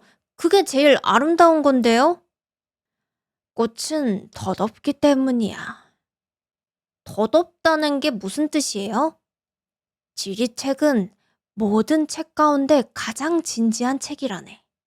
지리책은 유행에 뒤처지는 법이 없지. 산이 자리를 옮기는 일은 아주 드물어. 바닷물이 모두 없어져 버리는 일도 아주 드물고. 우리는 영원한 것들을 적는 걸세. 하지만 꺼진 화산도 다시 깨어날 수 있잖아요. 어린 왕자가 말을 끊었다. 덧없는 게 뭐예요? 화산이 꺼져 있든 깨어 있든 우리에게는 마찬가지라네. 우리에게 중요한 것은 산이야. 산은 변하지 않거든. 하지만 덧없다는 게 무슨 뜻이냐고요? 한 번 한 질문을 절대 잊지 않는 어린 왕자가 물었다. 그건 곧 사라질 위험이 있다는 뜻이네. 제 꽃이 곧 사라질 위험이 있다고요? 물론이지. 내 꽃은 덧없는 존재구나. 세상을 상대로 자신을 지킬 것은 가시 4개뿐인데. 그런데 나는 그 꽃을 내 별에 혼자 두고 와버렸어. 어린 왕자는 생각했다. 그것이 어린 왕자에게 처음으로 찾아온 후회였다. 하지만 그는 다시 용기를 냈다. 어디를 가보면 좋을까요? 그가 물었다. 지구라는 별을 가보게. 평판이 좋은 곳이지. 그래서 어린 왕자는 그곳을 떠났다. 자신의 꽃을 생각하면서. 제 16장. 7번째 별은 지구였다. 지구는 아무 별이나 되는 그런 별이 아니다. 이곳에는 111명의 왕이 있고 7,000명의 지리학자와 90만 명의 사업가, 750만 명의 술꾼, 3억 1,100만 명의 호풍쟁이들, 즉 대략 20억 명쯤 되는 어른들이 살고 있다. 지구가 얼마나 큰지 짐작할 수 있도록 말하자면 전기가 발명되기 전에는 6대륙 전체에 무려 46만 2,511명이나 되는 가로등 켜는 사람들이 필요했다. 조금 멀리서 보면 그것은 참으로 장관이었다. 그 사람들의 움직임은 오페라 발레처럼 질서 있게 짜여 있었다. 먼저 뉴질랜드와 오스트레일리아 가로등 켜는 사람들의 차례가 왔다. 그들은 등불을 켜고 나서는 잠을 자러 갔다. 그러면 이번에는 중국과 시베리아의 가로등 켜는 사람들이 춤 속으로 들어왔다. 그들도 무대 뒤로 사라지면 그 다음에는 러시아와 인도의 가로등 켜는 사람들이 나온다. 이어서 아프리카와 유럽의 사람들, 아메리카의 사람들, 북아메리카의 사람들이 차례로 나왔다. 그들은 자신들이 무대에 등장할 순서를 한 번도 틀리지 않았다. 그것은 장엄한 광경이었다. 오직 북극의 하나뿐인 가로등을 켜는 사람과 남극의 하나뿐인 가로등을 켜는 그의 동료만이 게으르고 느긋한 삶을 살았다. 그들은 1년에 2번만 일했다. 제 17장. 멋진 말을 하려다 보면 가끔은 거짓말을 하게 될 때가 있다. 가로등 켜는 사람들에 대해 이야기하면서 나는 그다지 정직하지 못했다. 지구를 잘 모르는 사람들에게 자칫 지구에 대해 잘못된 인상을 줄 수 있으니까. 사람들은 지구에서 아주 적은 자리만 차지한다. 지구에 사는 20억 명의 사람들이 집회에 모인 것처럼 조금 다닥다닥 붙어선다면 가로와 세로가 각각 20마일인 광장 하나에 어렵지 않게 들어갈 수 있을 것이다. 인류 전체를 태평양의 아주 작은 섬 하나 위에 몰아넣을 수도 있을 정도다. 물론 어른들은 여러분의 말을 믿지 않을 것이다. 그들은 자신들이 아주 많은 자리를 차지한다고 생각한다. 스스로를 바오밥 나무만큼이나 중요하게 여기는 것이다. 그러니 어른들에게는 계산을 해보라고 권하면 된다. 그들은 숫자를 좋아하니까 마음에 들어 할 것이다. 하지만 당신은 그런 지루한 계산에 시간을 낭비하지 않아도 된다. 아무 소용없는 일이니까. 그냥 나를 믿으면 된다. 일단 지구에 내려온 어린 왕자는 사람이 하나도 보이지 않아 놀랐다. 혹시 별을 잘못 찾아온 것은 아닐까 두려워지려던 바로 그때 모래 위에서 달빛 같은 색의 고리 하나가 움직였다. 안녕? 어린 왕자는 혹시나 하는 마음으로 말했다. 안녕? 뱀이 대답했다. 내가 어느 별에 떨어진 거야? 어린 왕자가 물었다. 지구. 여긴 아프리카고. 뱀이 대답했다. 아, 그럼 지구에는 아무도 없는 거니? 여기는 사막이야. 사막에는 아무도 없어. 지구는 아주 크거든. 뱀이 말했다. 어린 왕자는 돌 위에 앉아 하늘을 올려다보며 말했다. 나는 궁금해. 별들이 빛나는 건 언젠가 모두가 자기 별을 다시 찾아갈 수 있게 하려는 걸까? 내 별을 봐. 바로 우리 위에 있어.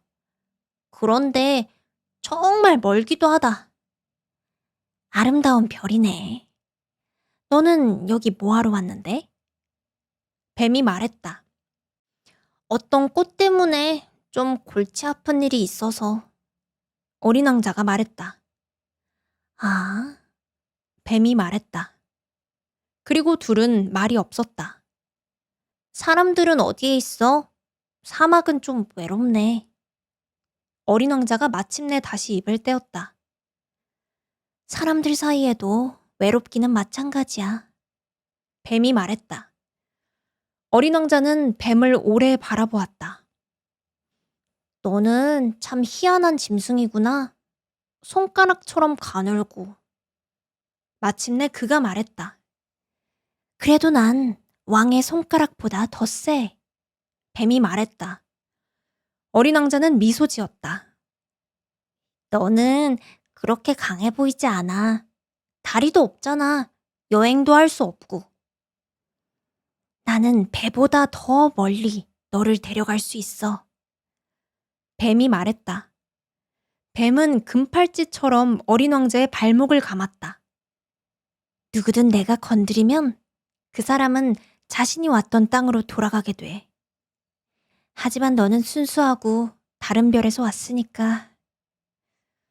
어린 왕자는 아무 대답도 하지 않았다. 참 불쌍하구나. 이렇게 단단한 지구 위에서 그렇게 약한 모습으로 있으니까.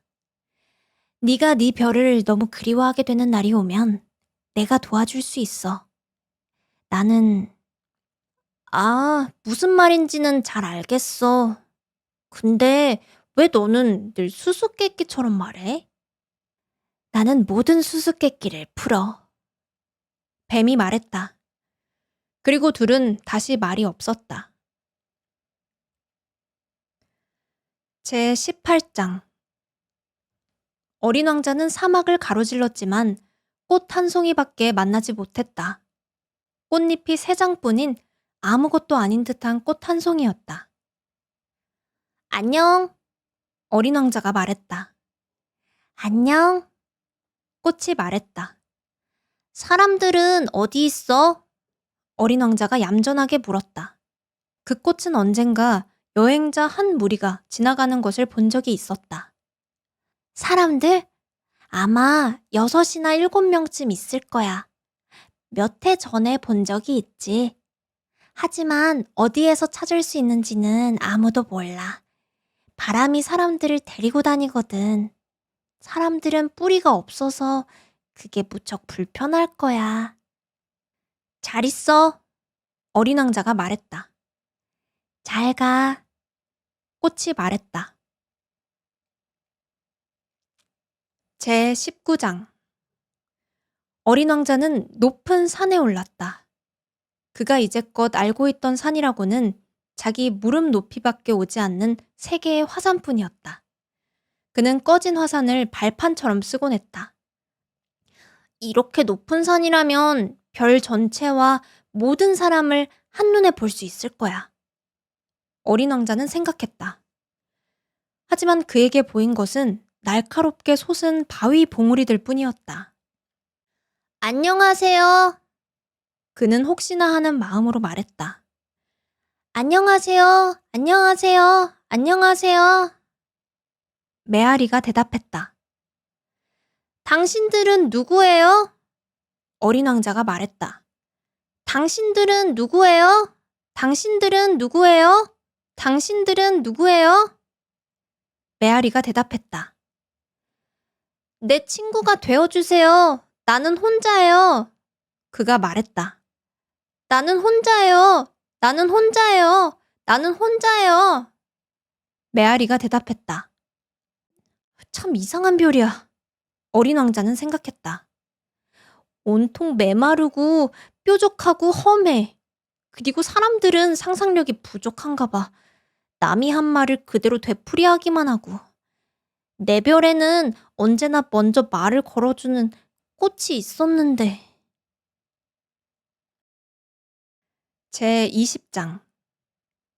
그러나 어린 왕자는 오랫동안 모래와 바위, 눈길을 헤매고서야 마침내 길 하나를 발견했다. 그리고 모든 길은 사람 사는 곳으로 이어지는 법이다. 안녕? 그가 말했다. 그곳은 장미꽃이 가득 핀 정원이었다. 안녕? 장미들이 말했다. 어린 왕자는 장미들을 바라보았다. 그 꽃들은 모두 그의 꽃을 닮아 있었다. 여러분들은 누구세요? 깜짝 놀란 어린 왕자가 꽃들에게 물었다. 우리는 장미야. 꽃들이 말했다.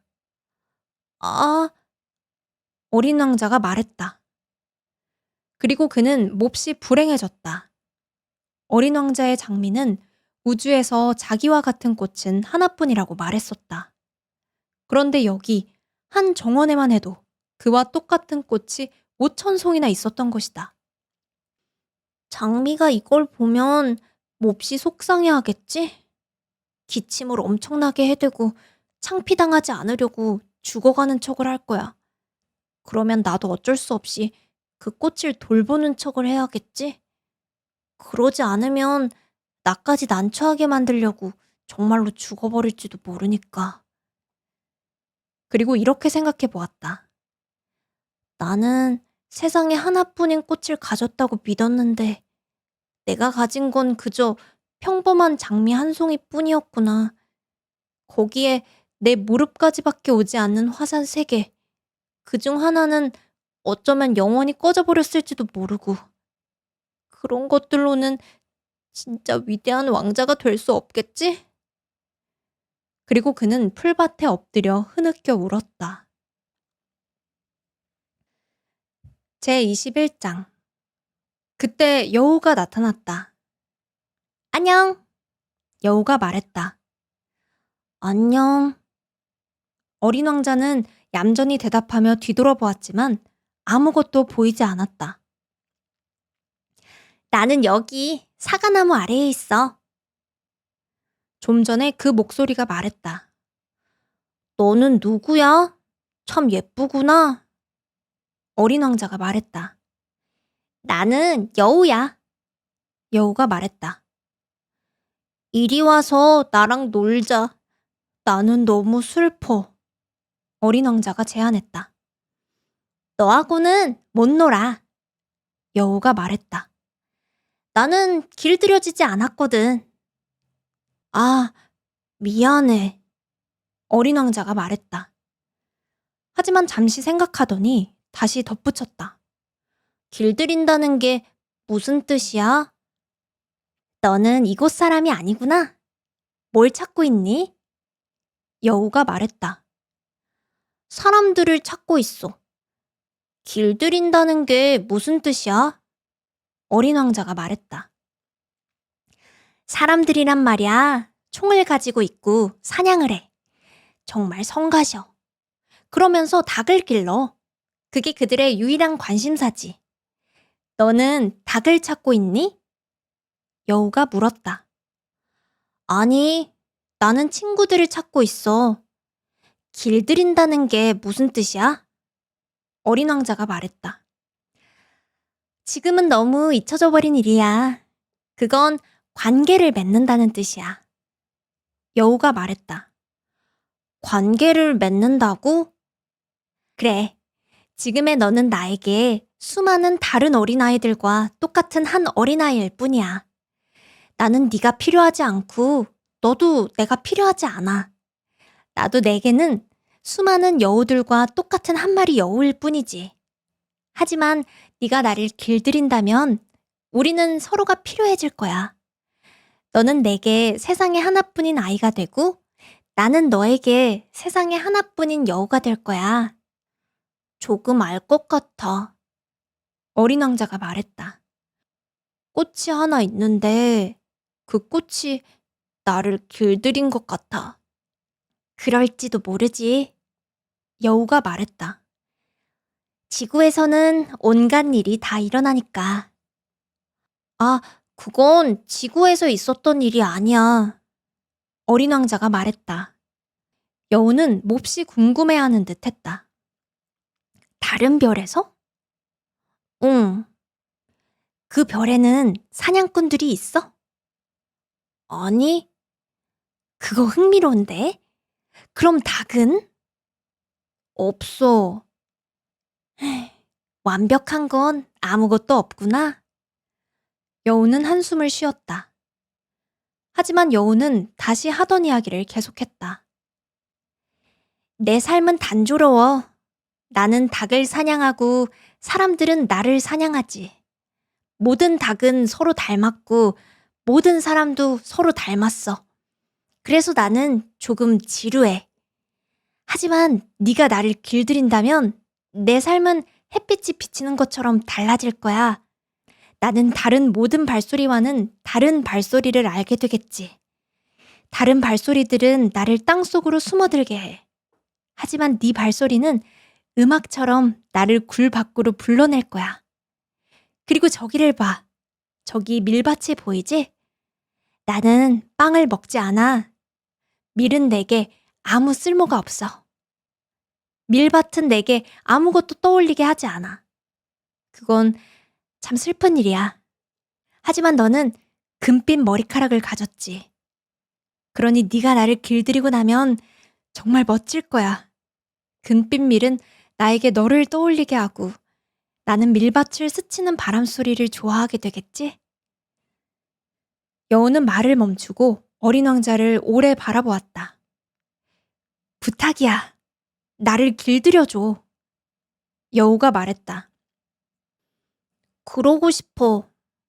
어린 왕자가 대답했다. 하지만 나는 시간이 많지 않아. 찾아야 할 친구들도 있고 알아야 할 것들도 많거든. 사람은 길들인 것들밖에는 알 수 없다니까. 여우가 말했다. 사람들은 이제 아무것도 알 시간이 없어. 그들은 상점에서 다 만들어진 물건을 사지. 하지만 친구를 파는 상점은 없으니까 사람들에게는 더 이상 친구가 없는 거야. 네가 친구를 원한다면 나를 길들여줘. 그럼 어떻게 해야 해? 어린 왕자가 물었다. 아주 참을성이 있어야 해. 여우가 대답했다. 처음에는 풀밭에 나와 조금 멀리 떨어져 앉는 거야. 나는 곁눈질로 너를 바라볼 거고 너는 아무 말도 하지 않아야 해. 말은 오해의 근원이니까. 하지만 날마다 너는 조금씩 더 가까이 앉을 수 있을 거야. 다음 날 어린 왕자가 다시 찾아왔다. 같은 시간에 왔더라면 더 좋았을 텐데. 여우가 말했다. 예를 들어 네가 오후 4시에 온다면 나는 3시부터 행복해지기 시작할 거야. 시간이 가까워질수록 점점 더 행복해지겠지? 4시가 되면 나는 벌써 마음이 들뜨고 안절부절 못할 거야. 행복이 얼마나 값진 것인지 알게 되는 거지. 하지만 네가 아무 때나 온다면 나는 몇 시에 마음을 단장해야 할지 알 수 없을 거야. 의식이 필요하거든. 의식이 뭐야? 어린 왕자가 물었다. 그것도 너무 잊혀버린 일이야. 여우가 말했다. 그건 어떤 하루를 다른 날들과 다르게 만들고 어떤 시간을 다른 시간들과 다르게 만들어주는 거야. 예를 들어 내 사냥꾼들에게도 의식이 하나 있어. 그들은 목요일마다 마을의 아가씨들과 춤을 춰. 그래서 목요일은 아주 멋진 날이 되는 거야. 나는 포도밭까지 산책을 갈 수 있거든. 만약 사냥꾼들이 아무 때나 춤을 춘다면 모든 날이 서로 같아지고 내게는 휴일이 없어질 거야. 그렇게 어린 왕자는 여우를 길들였다. 떠날 시간이 가까워지자 여우가 말했다. 눈물이 나오려고 해. 그건 네 잘못이야. 난 네 마음을 아프게 하고 싶지 않았어. 하지만 네가 너를 길들여 달라고 했잖아. 어린 왕자가 말했다. 맞아. 여우가 말했다. 하지만 너는 울려고 그러잖아. 어린 왕자가 말했다. 그것도 맞아. 여우가 말했다. 그럼 네가 얻는 건 아무것도 없잖아. 어린 왕자가 말했다. 얻는 게 있어. 밀밭에 색깔이 있잖아. 그리고 여우가 덧붙였다. 가서 장미들을 다시 한번 봐. 그러면 네 장미가 세상에 하나뿐이라는 것을 알게 될 거야. 그 다음 내게 다시 와서 작별 인사를 해줘. 그러면 선물로 비밀 하나를 가르쳐 줄게. 어린 왕자는 장미들을 다시 보러 갔다. 너희들은 내 장미와 조금도 닮지 않았어. 너희들은 아직 아무것도 아니야. 어린 왕자가 장미들에게 말했다. 아무도 너희들을 길들이지 않았고 너희들도 누구 하나 길들이지 않았으니까. 너희들은 예전에 내 여우와 같아. 그때의 여우는 수많은 여우들과 다를 바 없는 한 마리 여우였어. 하지만 내가 그를 내 친구로 만들었고 이제 그 여우는 세상에 하나뿐인 여우가 되었지. 그러자 장미들은 당황했다. 너희들은 아름답지만 텅 비어 있어. 어린 왕자가 다시 말했다. 아무도 너희들을 위해 죽을 수는 없을 거야. 물론 지나가는 보통 사람이라면 내 장미도 너희들과 다를 게 없다고 생각하겠지. 하지만 그 장미 하나가 너희들 모두보다 더 중요해. 내가 물을 준 꽃이 바로 그 꽃이니까. 내가 유리덮개 아래에 넣어준 꽃도 바람막이로 보호해준 꽃도 바로 그 꽃이니까. 내가 벌레들을 잡아준 꽃도 바로 그 꽃이니까. 물론 나비가 되라고 두세 마리 정도는 남겨두었지만 내가 불평하는 소리도 자랑하는 말도 때로는 침묵까지도 들어준 꽃이 바로 그 꽃이니까. 그 꽃이 내 장미니까. 그리고 그는 여우에게 돌아갔다. 잘 있어. 그가 말했다. 잘 가. 여우가 말했다. 내 비밀은 이거야. 아주 단순해. 마음으로 보아야만 제대로 볼 수 있어. 정말 중요한 것은 눈에 보이지 않는 법이야. 정말 중요한 것은 눈에 보이지 않는 법이야. 어린 왕자는 잊지 않기 위해 되풀이했다. 네 장미를 그토록 중요하게 만든 건 네가 네 장미에게 드린 시간 때문이야. 내가 내 장미에게 드린 시간 때문이야. 어린 왕자는 잊지 않기 위해 되풀이했다. 사람들은 이 진실을 잊어버렸어. 여우가 말했다. 하지만 너는 잊으면 안 돼. 네가 길들인 것에 대해서는 영원히 책임이 생기는 거야. 너는 네 장미에게 책임이 있어. 나는 내 장미에게 책임이 있어. 어린 왕자는 잊지 않기 위해 되풀이했다. 제22장. 안녕하세요. 어린 왕자가 말했다. 안녕. 철도 신호원이 말했다. 여기서 뭘 하고 계세요? 어린 왕자가 물었다. 승객들을 1000명씩 내보내고 있지. 그들을 태운 기차들을 어떤 때는 오른쪽으로, 어떤 때는 왼쪽으로 보내는 거야. 그때 불빛이 환한 급행열차 하나가 천둥처럼 우르릉거리며 지나가더니 신호실을 뒤흔들어 놓았다. 사람들이 참 바쁘네요. 무엇을 찾아가는 걸까요? 어린 왕자가 말했다. 그건 기관사 자신도 모른단다. 철도 신호원이 말했다. 그러자 반대쪽에서 또 하나의 불빛 환한 급행열차가 우르릉거리며 지나갔다. 벌써 되돌아오는 건가요? 어린 왕자가 물었다. 같은 사람들이 아니야.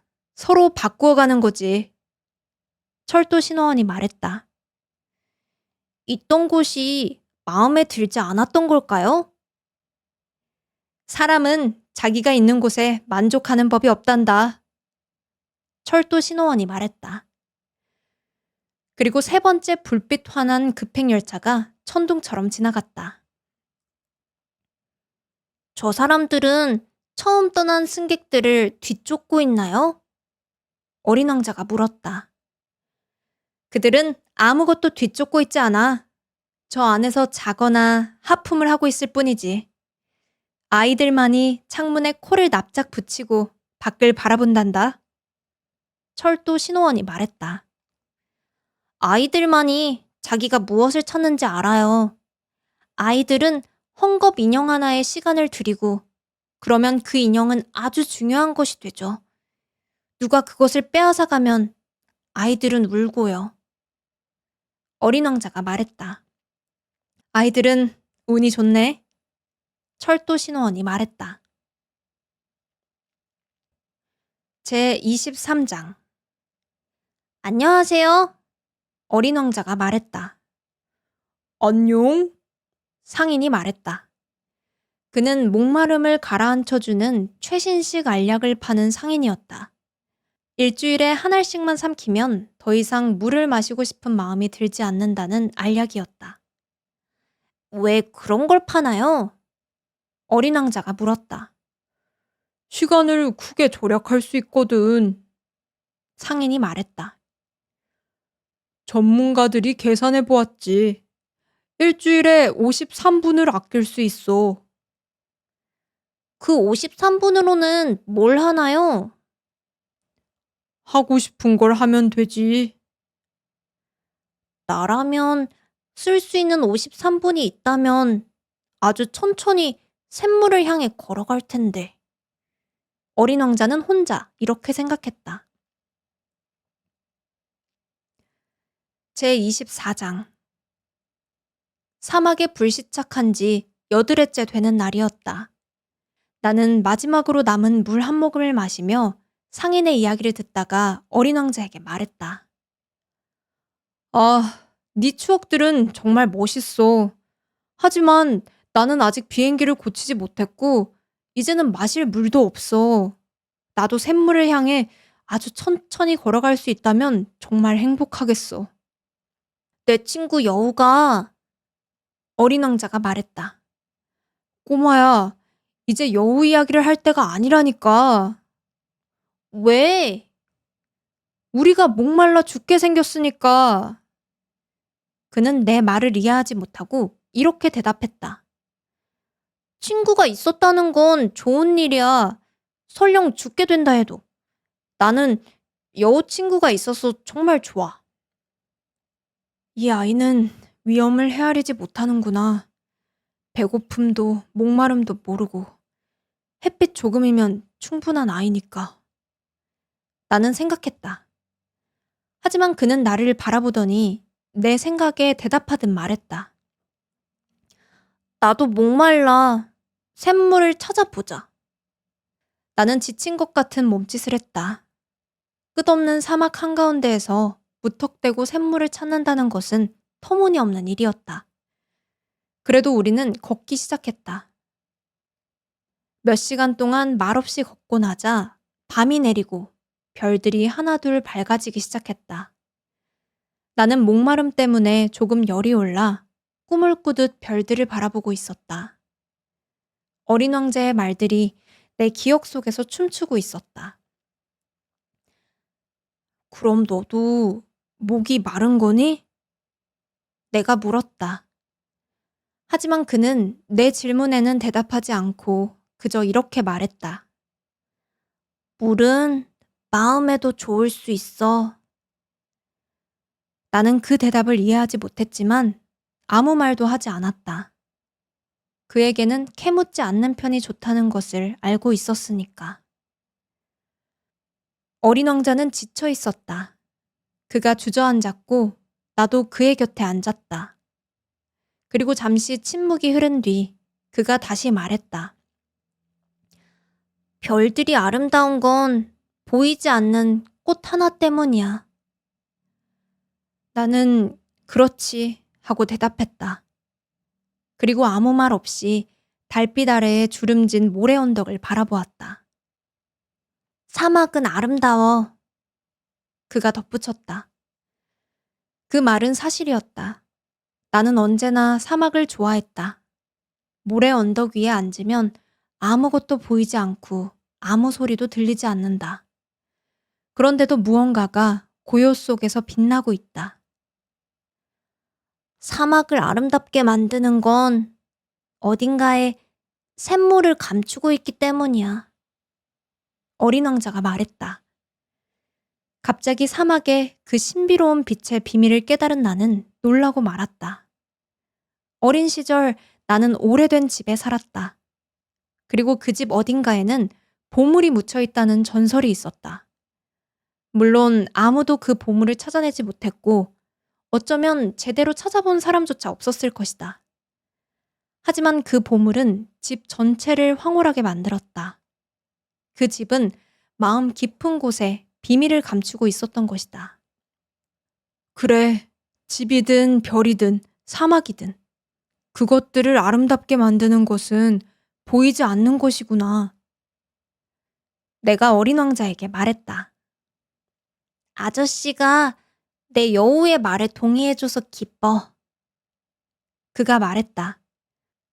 어린 왕자가 잠들어가자 나는 그를 품에 안고 다시 길을 나섰다. 마음이 뭉클했다. 마치 깨지기 쉬운 보물을 안고 가는 것 같았다. 지구 위에 이보다 더 연약한 것은 없을지도 모른다는 생각마저 들었다. 나는 달빛 아래에서 그의 창백한 이마와 감긴 눈, 바람에 떨리는 머리카락을 바라보며 생각했다. 지금 내가 보는 것은 껍데기에 지나지 않아.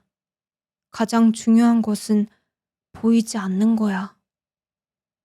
살짝 벌어진 그의 입술에 희미한 미소가 떠오르는 것을 보고 나는 다시 생각했다.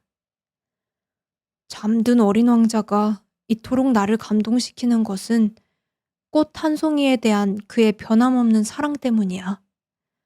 잠들어 있을 때조차 그의 마음 속에서는 한 송이 장미가 등불처럼 타오르고 있구나. 그러자 그는 더 연약하게 느껴졌다. 등불을 잘 지켜주어야겠다. 한 줄기 바람에도 꺼져버릴 수 있으니까. 그렇게 걷던 끝에 나는 동이 틀 무렵 샘물을 발견했다. 제25장. 사람들은 급행열차 속으로 파고들지만 정작 자신들이 무엇을 찾고 있는지 몰라. 그래서 바삐 움직이고 제자리만 빙빙 도는 거야. 어린 왕자가 말했다. 그리고는 말을 이어갔다. 그럴 필요 없는데. 우리가 도착한 샘물은 사하라의 다른 샘물들과 닮지 않았다. 사하라의 샘물들은 모래 속에 파놓은 단순한 구멍일 뿐이다. 그런데 이 샘물은 마을에 있는 우물같이 보였다. 하지만 그곳에는 마을이 하나도 없었고 나는 꿈을 꾸고 있는 것 같았다. 이상한데? 내가 어린 왕자에게 말했다. 없는 게 없잖아. 도르래도 두레박도 밧줄도. 그는 웃더니 밧줄을 만지고 도르래를 움직여 보았다. 그러자 도르래는 오래도록 잠들어 있다가 깨어난 낡은 풍향개처럼 삐걱거렸다. 아저씨, 들려? 어린 왕자가 말했다. 우리가 이 샘물을 깨우고 있어. 샘물이 노래를 부르네. 나는 어린 왕자가 힘쓰게 하고 싶지 않았다. 내가 할게. 너에게는 너무 무거워. 나는 천천히 두레박을 샘물 가장자리까지 끌어올렸다. 그리고 그것을 똑바로 잘 올려놓았다. 귓가에는 아직도 도르래의 노래가 남아있었고 아직 떨리고 있는 물속에서는 태양이 흔들리고 있었다. 이 물이 마시고 싶어. 어린 왕자가 말했다. 마시게 해줘. 그리고 나는 그가 무엇을 찾고 있었는지 깨달았다. 나는 두레박을 그의 입술로 가져갔다. 그는 눈을 감고 물을 마셨다. 그것은 축제처럼 달콤했다. 그 물은 단순한 음료와는 전혀 다른 것이었다. 별빛 아래를 걸어온 시간과 도르래의 노래와 네팔의 수고에서 태어난 물이었다. 그것은 선물처럼 마음에 좋은 물이었다. 내가 어린 소년이었을 때 크리스마스 트리의 불빛과 한밤중 미사의 음악, 미소의 다정함이 내가 받았던 크리스마스 선물의 모든 빛남을 만들어 주었던 것처럼. 아저씨 별의 사람들은 한 정원에 장미를 5,000송이나 기르면서도 정작 자신들이 찾는 것을 거기서 찾아내지 못하고 있어. 찾아내지 못하지? 내가 대답했다. 그렇지만 그들이 찾는 곳은 장미 한 송이나 물 조금 속에서도 찾을 수 있을 텐데. 그럼 내가 대답했다. 그러자 어린 왕자가 덧붙였다. 하지만 눈으로는 보지 못해. 마음으로 찾아야 해. 나는 물을 마셨다. 숨이 편안해졌다. 동이틀 무렵의 모래는 꿀빛을 띈다. 나는 그 꿀빛 때문에도 행복했다. 그런데 왜 마음은 아파야 했을까? 약속 지켜? 다시 내 곁에 앉은 어린 왕자가 부드럽게 말했다. 무슨 약속? 알잖아. 내 양에게 씌울 입마개. 나는 그 꽃에게 책임이 있어. 나는 주머니에서 대충 그려둔 그림들을 꺼냈다. 어린 왕자는 그것들을 보고 웃으며 말했다. 아저씨가 그린 바오밥 나무는 양배추 닮았어. 그래?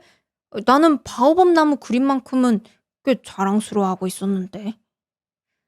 아저씨가 그린 여우는 귀가 뿔 같아. 게다가 너무 길어. 그리고 그는 또 웃었다. 너무한 거 아니니 꼬마야? 나는 속이 보이지 않는 보아뱀과 보이는 보아뱀 말고는 아무것도 그릴 줄 몰랐다고. 에이, 괜찮아. 아이들은 알아볼 거야. 그가 말했다. 그래서 나는 입마개를 연필로 그렸다. 그것을 그에게 건네는데 마음이 꽉 조여왔다. 너는 내가 모르는 계획을 가지고 있구나. 하지만 그는 대답하지 않았다. 대신 이렇게 말했다. 있잖아. 내가 지구에 떨어진 날. 내일이 그날의 기념일이야. 그리고 잠시 침묵한 뒤 다시 말했다. 나는 바로 이 근처에 떨어졌어. 그러고는 얼굴을 붉혔다.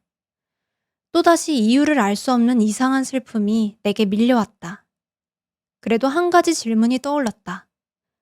그렇다면 내가 너를 처음 만난 아침, 여드레 전 말이야. 네가 사람 사는 곳에서 수천 마일이나 떨어진 곳을 그렇게 혼자 걷고 있었던 건 우연이 아니었구나. 네가 떨어졌던 지점으로 돌아가고 있었던 거지? 어린 왕자는 다시 얼굴을 붉혔다. 나는 망설이며 덧붙였다. 아마 그 기념일 때문이겠지?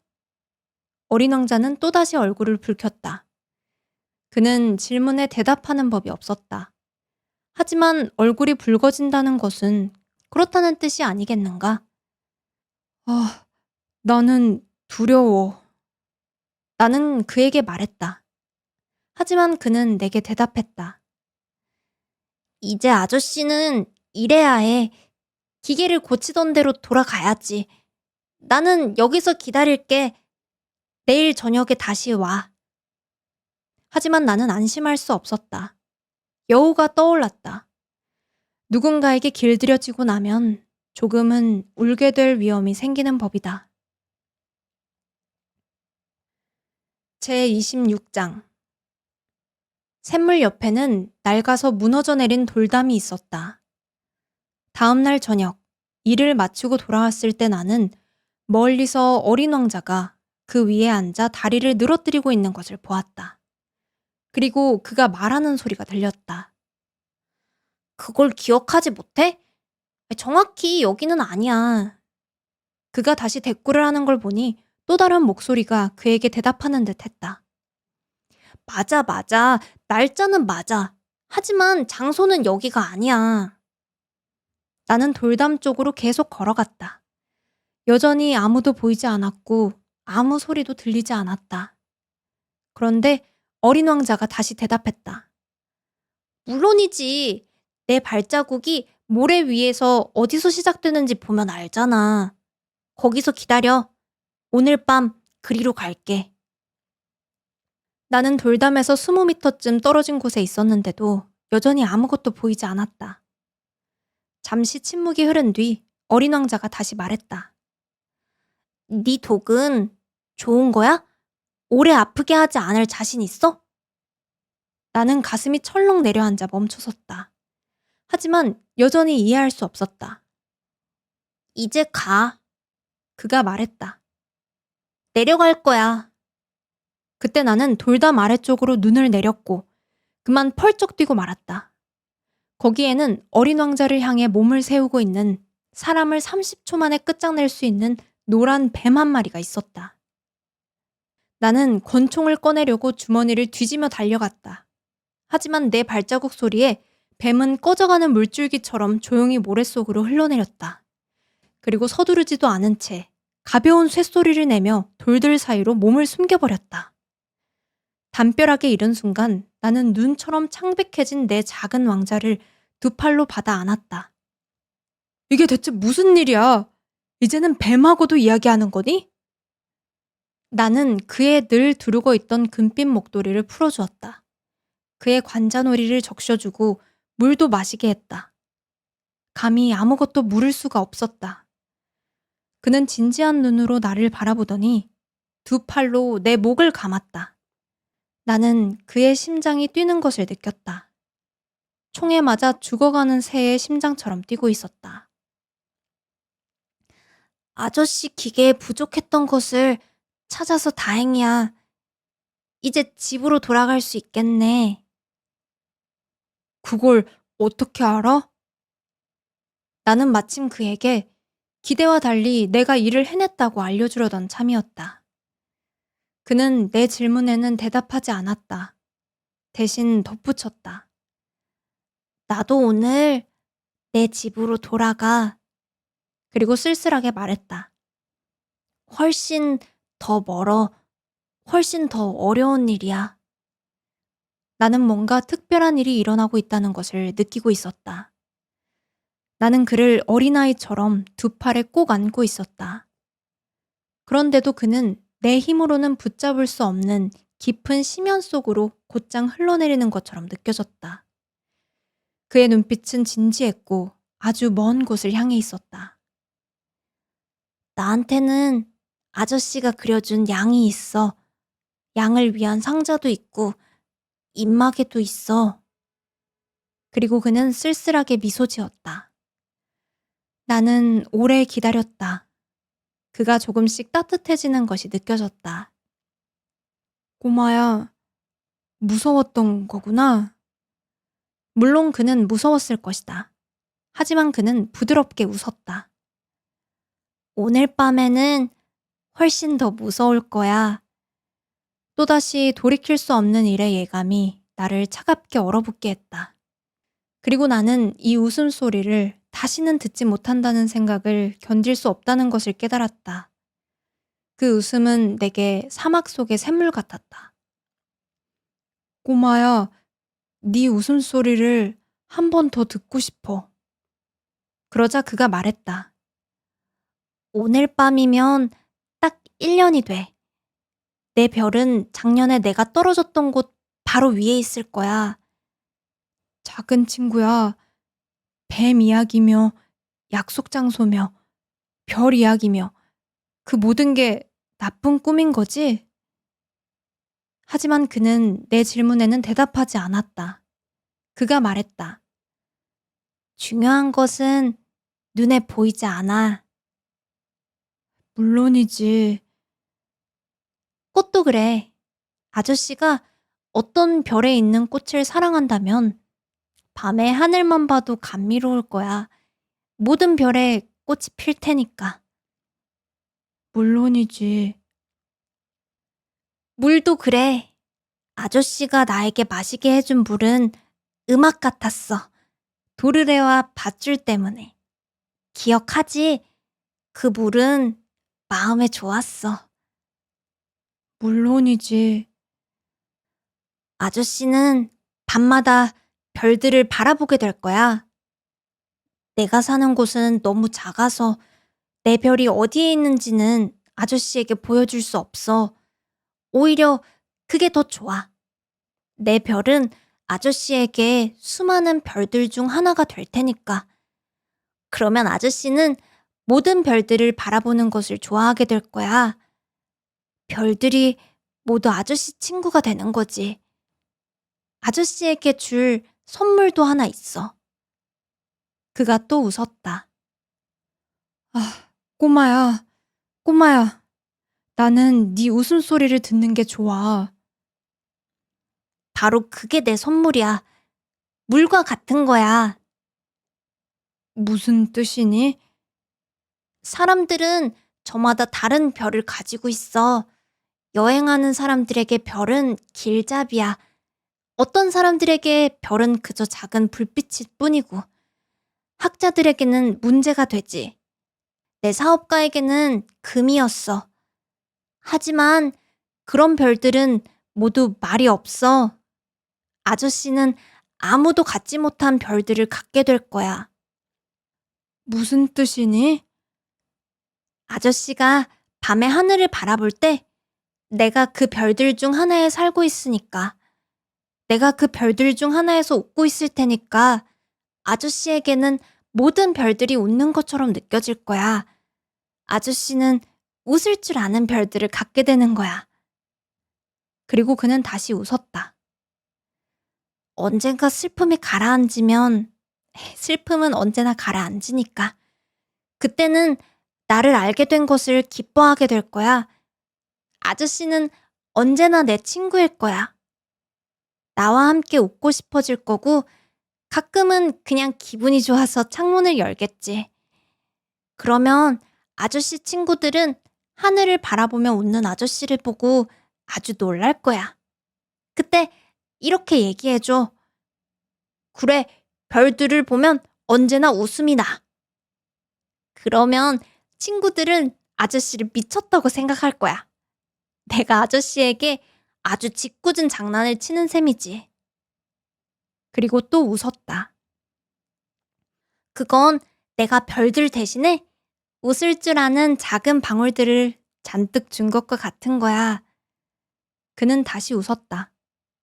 그러더니 다시 진지해졌다. 오늘 밤 있잖아. 오지 마. 나는 너를 떠나지 않을 거야.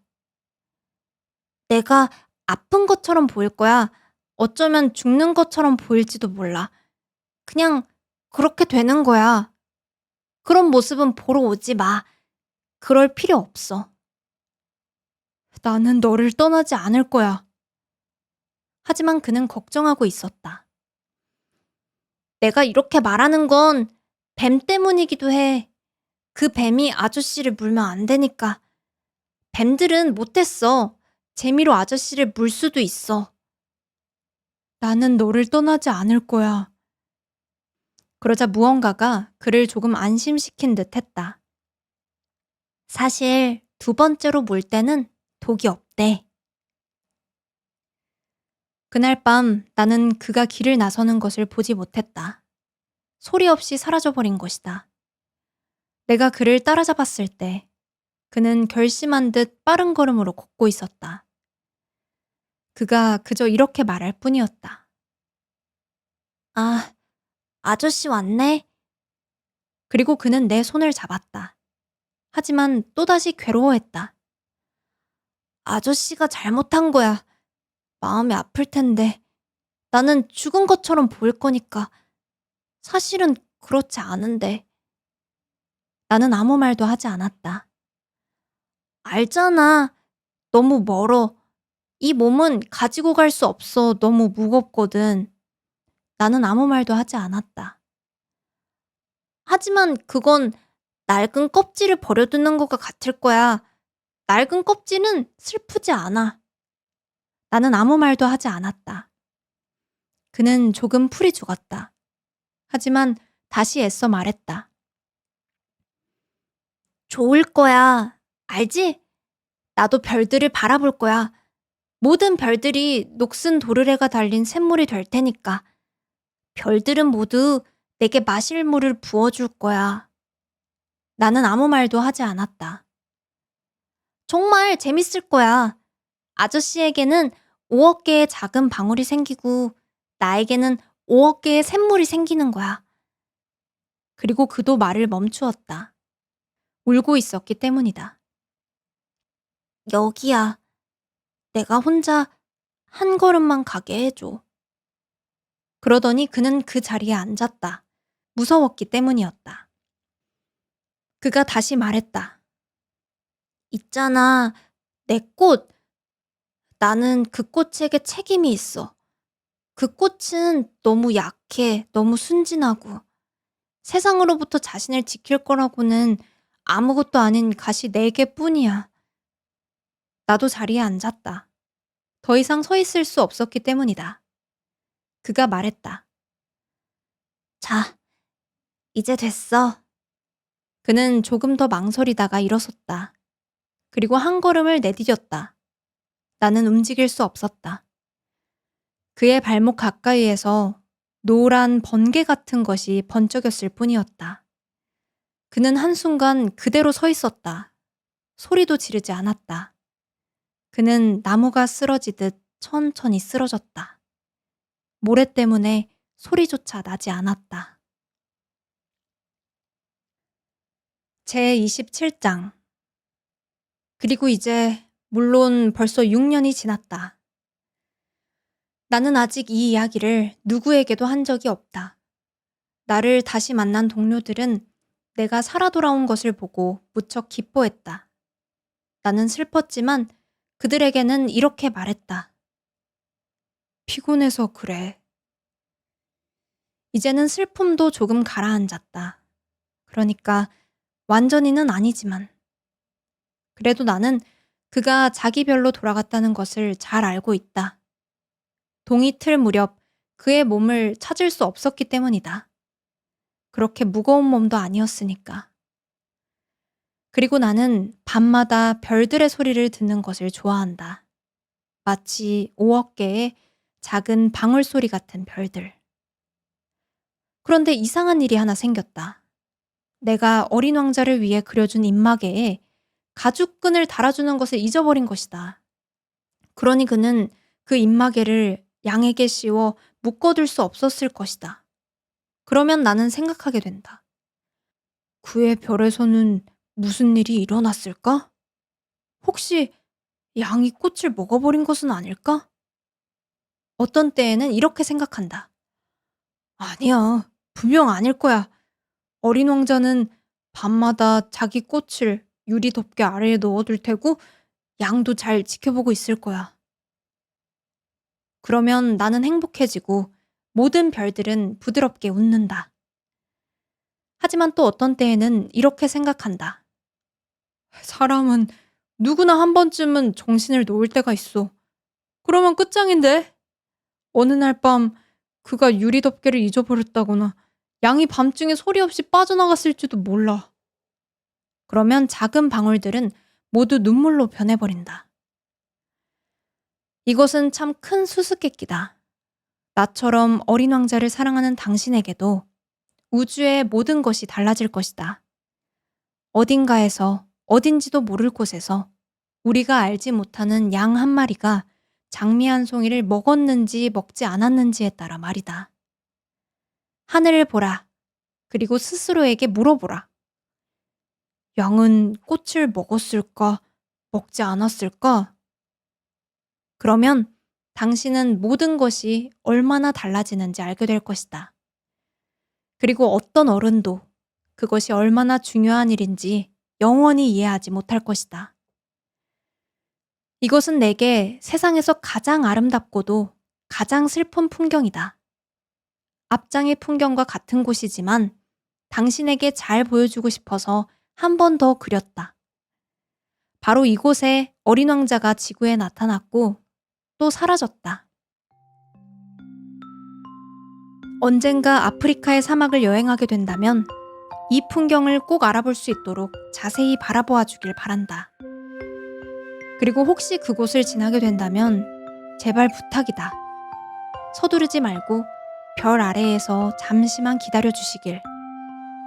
그때 한 아이가 당신에게 다가온다면 그 아이가 웃고 금빛 머리카락을 가졌고 질문을 해도 대답하지 않는다면 당신은 그가 누구인지 알아차릴 것이다. 그러면 부디 다정하게 대해주길. 나를 이렇게 슬프게 내버려 두지 말고 어서 편지를 보내주길. 어린 왕자가 돌아왔다고.